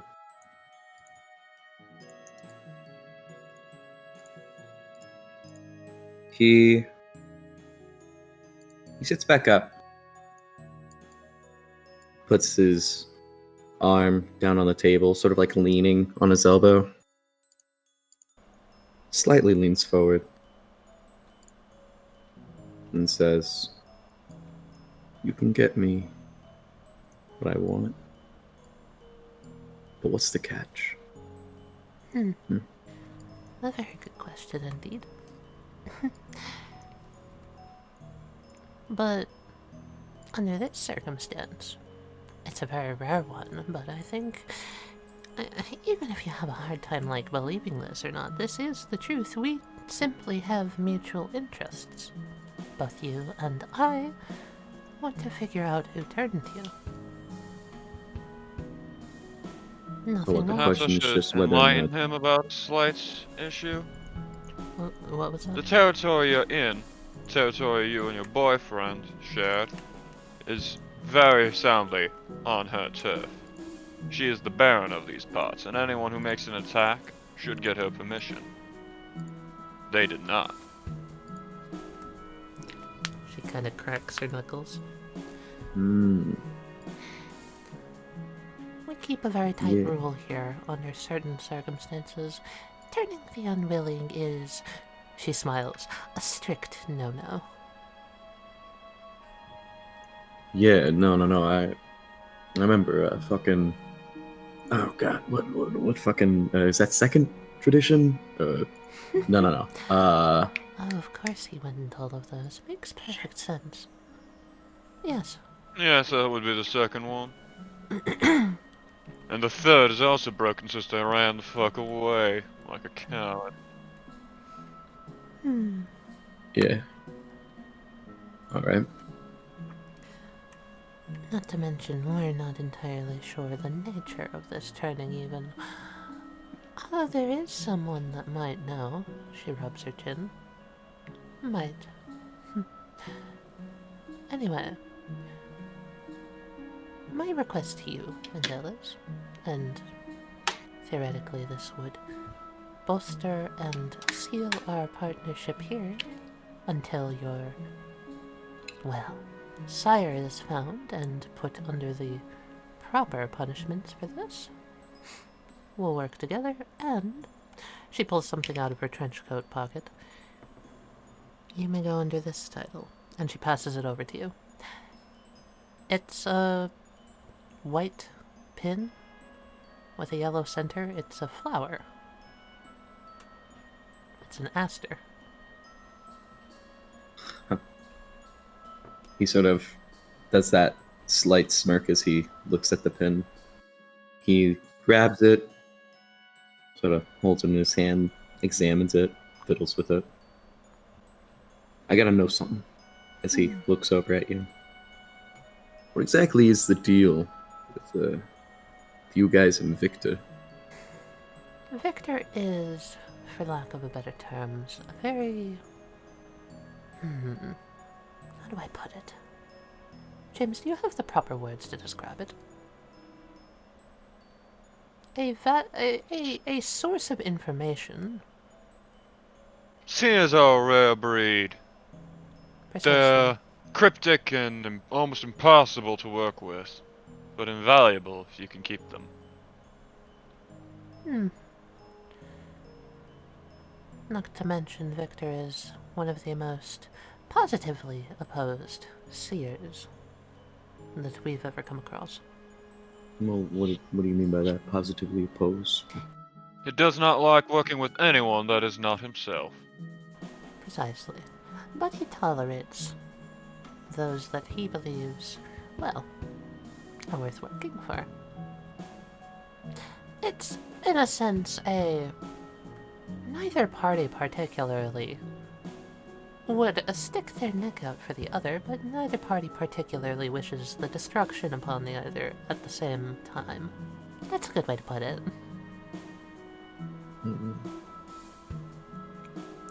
Not to mention, Victor has proven himself trustworthy. As I can see, you're in one piece. Yeah. You know, he was actually a pretty big help.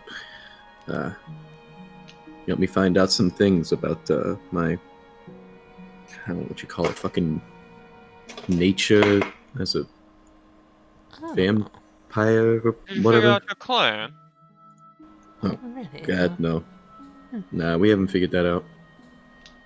He did tell me that I wasn't, he knew for sure that I wasn't a fucking, Jesus, Malkavian. Malkavian, yeah. Okay. Well, that's a good starting point. And what are you? Interesting questions. Like, I don't know. I don't know, but I know when I drank my own fucking blood, it tasted strong like coffee, and it kind of burned, like it was stinging in my throat. Can I roll a roll to see if I know anything about that? Me too. Intelligence, occult. Or, fuck, what's the other one? It's also in the intelligence tree. Academics? No, I was going to say wits occult or intelligence occult. Okay. Intelligence occult. One for each of you. That sounds like blood sorcery. Blood sorcery. It's typically a Tremere thing, but other clans can have it, so it's not immediately just Tremere. Could also be a caitiff. Many vampire clans can do blood sorcery. hang on. You want to run that by me one more time? Blood sorcery? Blood You talking about sorcery. like what? Hemomancy? Not precisely, but something similar. Anyway, the clans that can most typically associate with that is Tremere, but just off that, you could be any number of 4 or 5 clans still. Jesus. Okay. Well, so I assume what is that? everyone in the garden is aware, right? Aware of what? It's Masquerade. Oh. I believe all of Otherwise, them. we're having this conversation well within earshot of this dude. I'm pretty sure all of them are. Yes. Yeah. In some way, shape, or form, whether they be ghouls or... Yeah, and I don't know why though, but it was kind of funny when I when I drank my blood after we were checking how God, I guess thick it was. He It was was trying to weird. check a generation. Yeah. Apparently it was weird. It was special. Is what he said. Ooh, like you've got some sort of a special snowflake type of a blood vein. Curious. Learn anything cool? Well, he said that after he shook it around, it was thinner than his, but couldn't really glean more than that. Oh yeah, when I drank my own blood though, it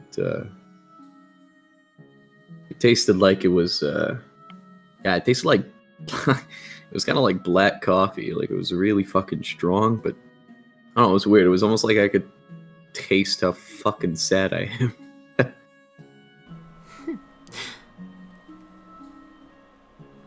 This sounds like you're just saying normal coffee. She winks at him. Right.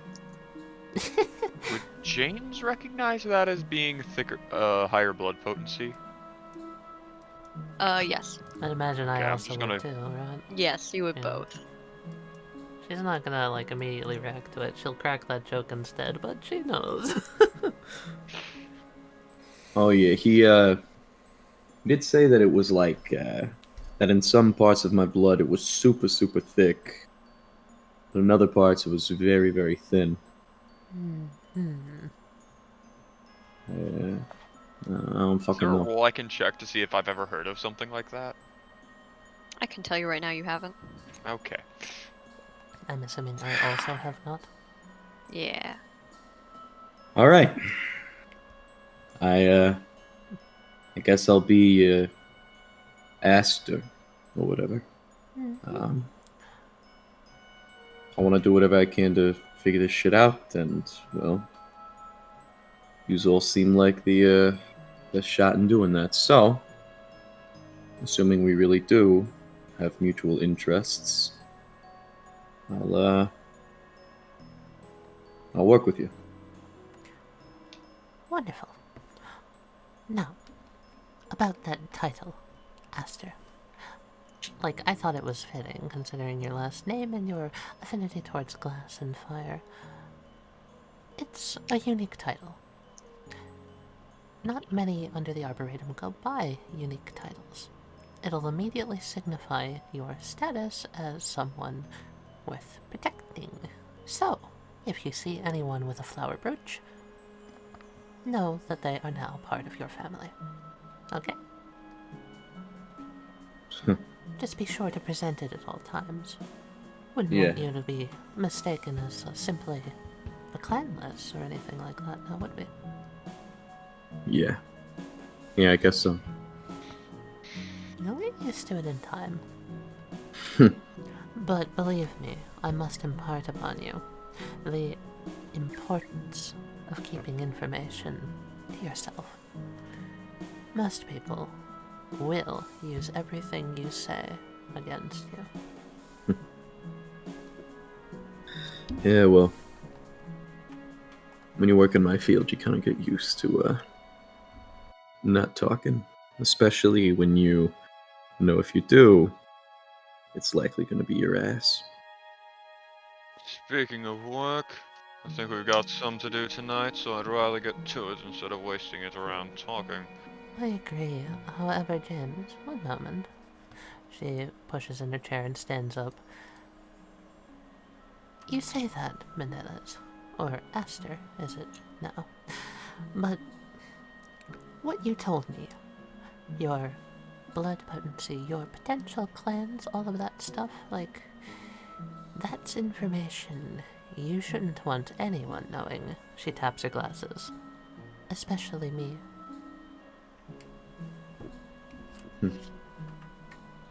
He gets up from his chair, pushes it in with his foot, has his hands in both of his pockets. You notice that there's a cigarette on his ear. That's weird. When did he... What? Has that always been there? And you see as he looks over at you and says, "It may be the last thing I ever tell you."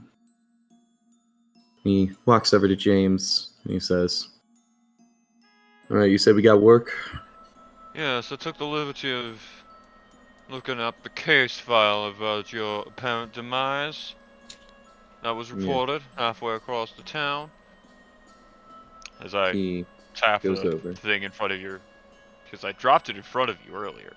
Yeah, he goes over, he picks it up, and he says, "All right, I'm going to Most glean as much notably, info there's from here only as I 3 can." cops on board, no ever call for ambulance, and 2 witnesses. While it's highly unlikely, while it's possible that it is, that whoever set this up just jumped your body and shot it and then drove off for the people to witness, I find it far more likely that one or multiple of these people are working with him. Nah, man, I would have remembered getting shot, that's for fucking sure. Obviously, the body was a fake. Yeah. Whoever these people are, they're definitely being, Either controlled, bribed, possibly the fact that they're even ghouls. Either way, that these would make 5 names sense. are the ones we'll be investigating. I'm going to send you 2 after the 2 witnesses. All right. Let me pull up my notes. I need these names. Jessica Barnes and Ronaldo Malkovich. Addresses and phone numbers to contact them are in the report. Meanwhile, I'll be looking into the detectives and cops that showed up on scene. See if any of them might not be quite on the straight and narrow. Okay. All right. Shall we take one vehicle? You take me over to there, or should we just split off from here? I'll handle my own transportation. Maybe talk to the other members of your new family to see if they can guide you a ride. Even if I could, whoever did this to me also said I'd take the liberty of taking my license with them too. I never said you would be traveling alone. All right. I'm gonna walk out. Ominous James! Yeah, dude. Ominous James is James. Holy shit. I love. Alright, cool. He's going to walk around. Don't let me go in the darkness, because I can't go off the fucking map. He's gonna go over to this guy and say, "Hey, buddy, you happen to know where I can find any more of the members?" As he points to his little Aster pin now. He just like beckons you along and like brings you to some of the others. Cool. He makes his way with this dude. And hey, dude. And he walks over. I assume there would probably be a member or two, maybe. And he basically just asks, for viable transportation over to these addresses. The Orchid is actually over there, so he's just gonna go talk to her instead. You can't actually see her. This is a one-way glass and window. this is a window. Okay. I was gonna say, oh shit, I muted myself. That's a one-way glass window. You can't actually see her. Yep. Sorry. No, you're good. You're good. Yeah, he realizes there's no one in that room, so he makes his way over. And is there a door here, or is it just open? It's just open. Cool. He walks inside and says, Orchid.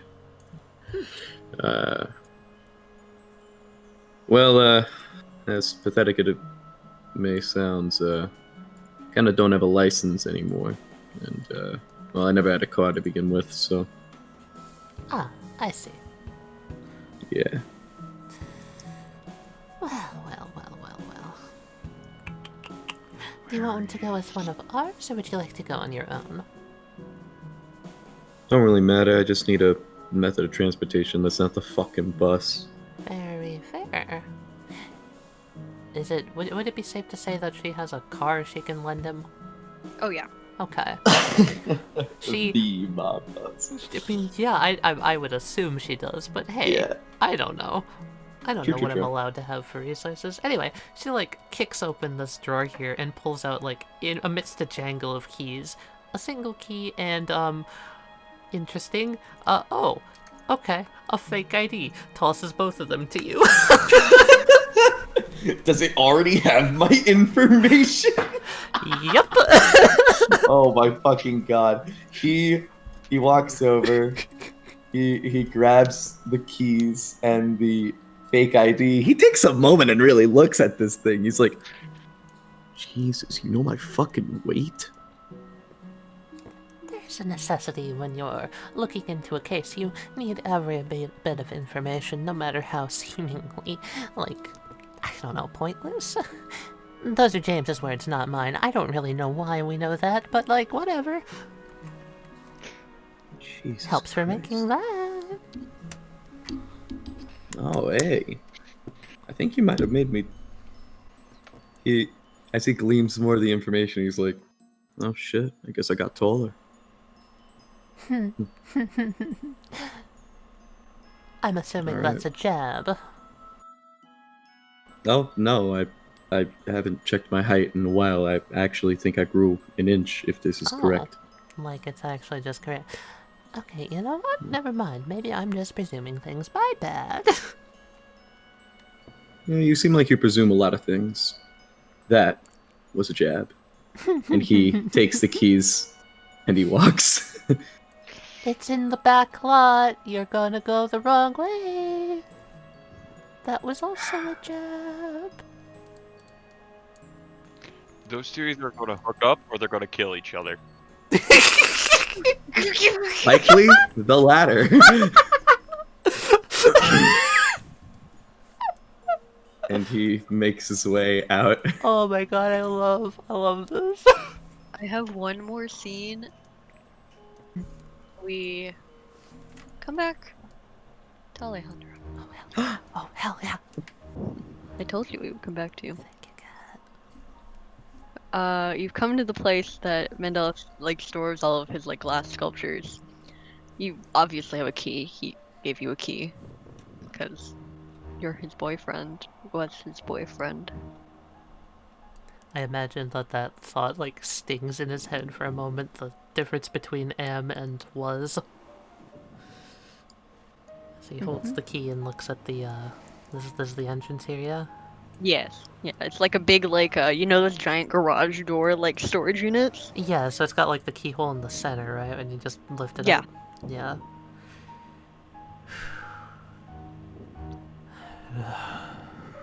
He tries to steady himself. He hasn't been here in years, but Mendeles basically stores all of this shit that he wants to keep because he felt like keeping it for sentimental reasons, but there is no way in hell that anyone, including Mendeles, would allow that into the apartment, so they chuck it here. So he unlocks it and opens, hoping. Yeah, it swings right up. It seems almost lighter than normal. You should be able to drag yourself through the darkness. And this is wrong. This is wrong. There's some statues there, but there's all this broken glass on the floor. What the hell?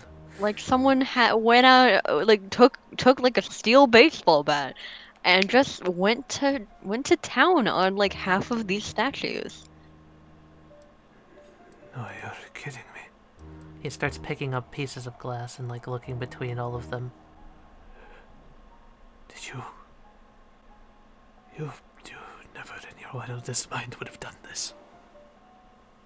He holds like a piece of a glass hand from a sculpture that Mendeles was particularly proud of. Gets like a cold sweat looking around, thinking Mendeles wouldn't do this, so who the hell would? The gang that shot him, theoretically?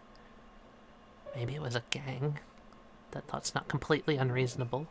He starts looking around at pieces of shattered glass for the first sculpture. Maybe, hopefully there's a clue. Is the first sculpture still standing, or is it broken? It's standing, but the head that was left, that was on it, has been cleanly cut off. Like, cleanly cut? Like, Like, through the cleanly. glass? Like, someone took a hyper-heated knife and just sliced straight through.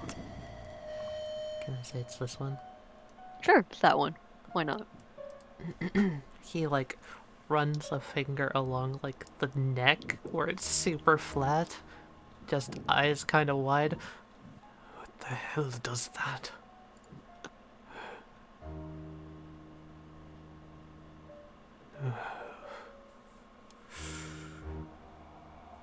Somebody had a really big grudge against you here. Well,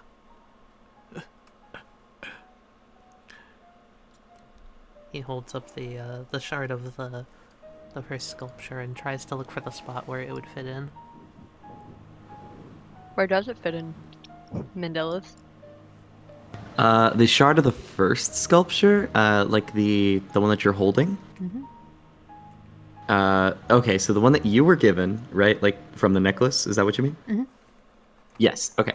So that goes to this one over here in the corner, Oh. which you can see is the statue of Caesar after he had been murdered by, all the senators and by Brutus. And you see it right there as it has been broken apart. And you know that if Mendeles knew about that, he would absolutely probably lose his shit. Alejandro thinking, trying to piece all this shit together. Cleanly cut off head, smashed first sculpture. Can I find where that piece fits at all, or is it completely like... You can find where that piece fits. Okay, I'm gonna try and look for that, because that was his first instinct. Yeah, you can, like... It's not hard, it's easy to fit it in there. It's there. Yeah, you'll find that it was chipped off a piece of basically right on top of where the heart would have been, like on his chest. You just see as there's like a little like chiseled off piece, like a little indent, and you can like sort of put it and fit it right into there.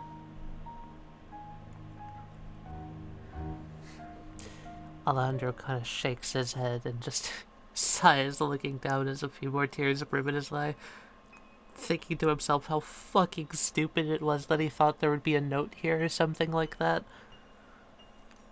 He shakes his head and stands up, and takes the piece back out, and then Eris's eyes looking over at the headless statue and all the glass on the ground, realizing even if there wasn't a note, he still found something, and he's gonna head specifically to the door that felt lighter. Can I look at the back of it to see, look more closely? He wasn't paying attention on the way in, but was the lock bashed in or something? It wasn't bashed in, but it's definitely a completely different lock than it was before.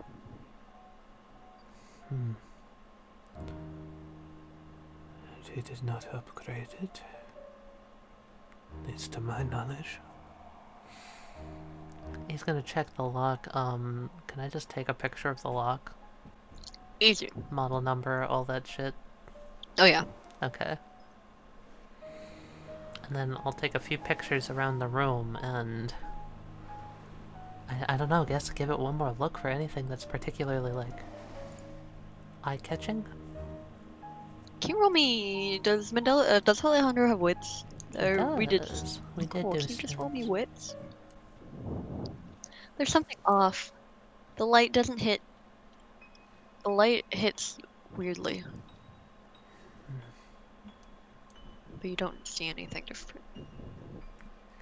He'll step back here, open the door, and just take, like, a pan shot of the whole place. Easier enough. And study that later. Just in the off chance that, like... His gut's telling him something else is weird, but he doesn't see it, so... He's gonna take that, and then just quickly step out, look around, make sure he's not being followed, and quickly leave. Alright. We can also just start with, like, Mendeles going to investigate next session. Is that session? Do we want to do it and, like, here's all the art, then? Yeah, do we want to do the art so far? I really wanna... Which is just guards? I wanna see the guards. I do want to Actually, see guards. I don't know, I was... We have... Henrith is already posted. I had a plan to call a Yeah. certain individual at some point, but, you know, never happened. Oh! Is it who I think it is? Probably. Yeah! Damn. It's a very good artwork, and I am very happy with...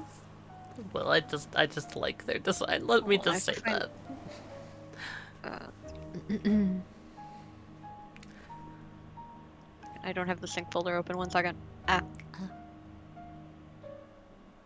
Riddles. Henrith. Look at him. Overlay assets.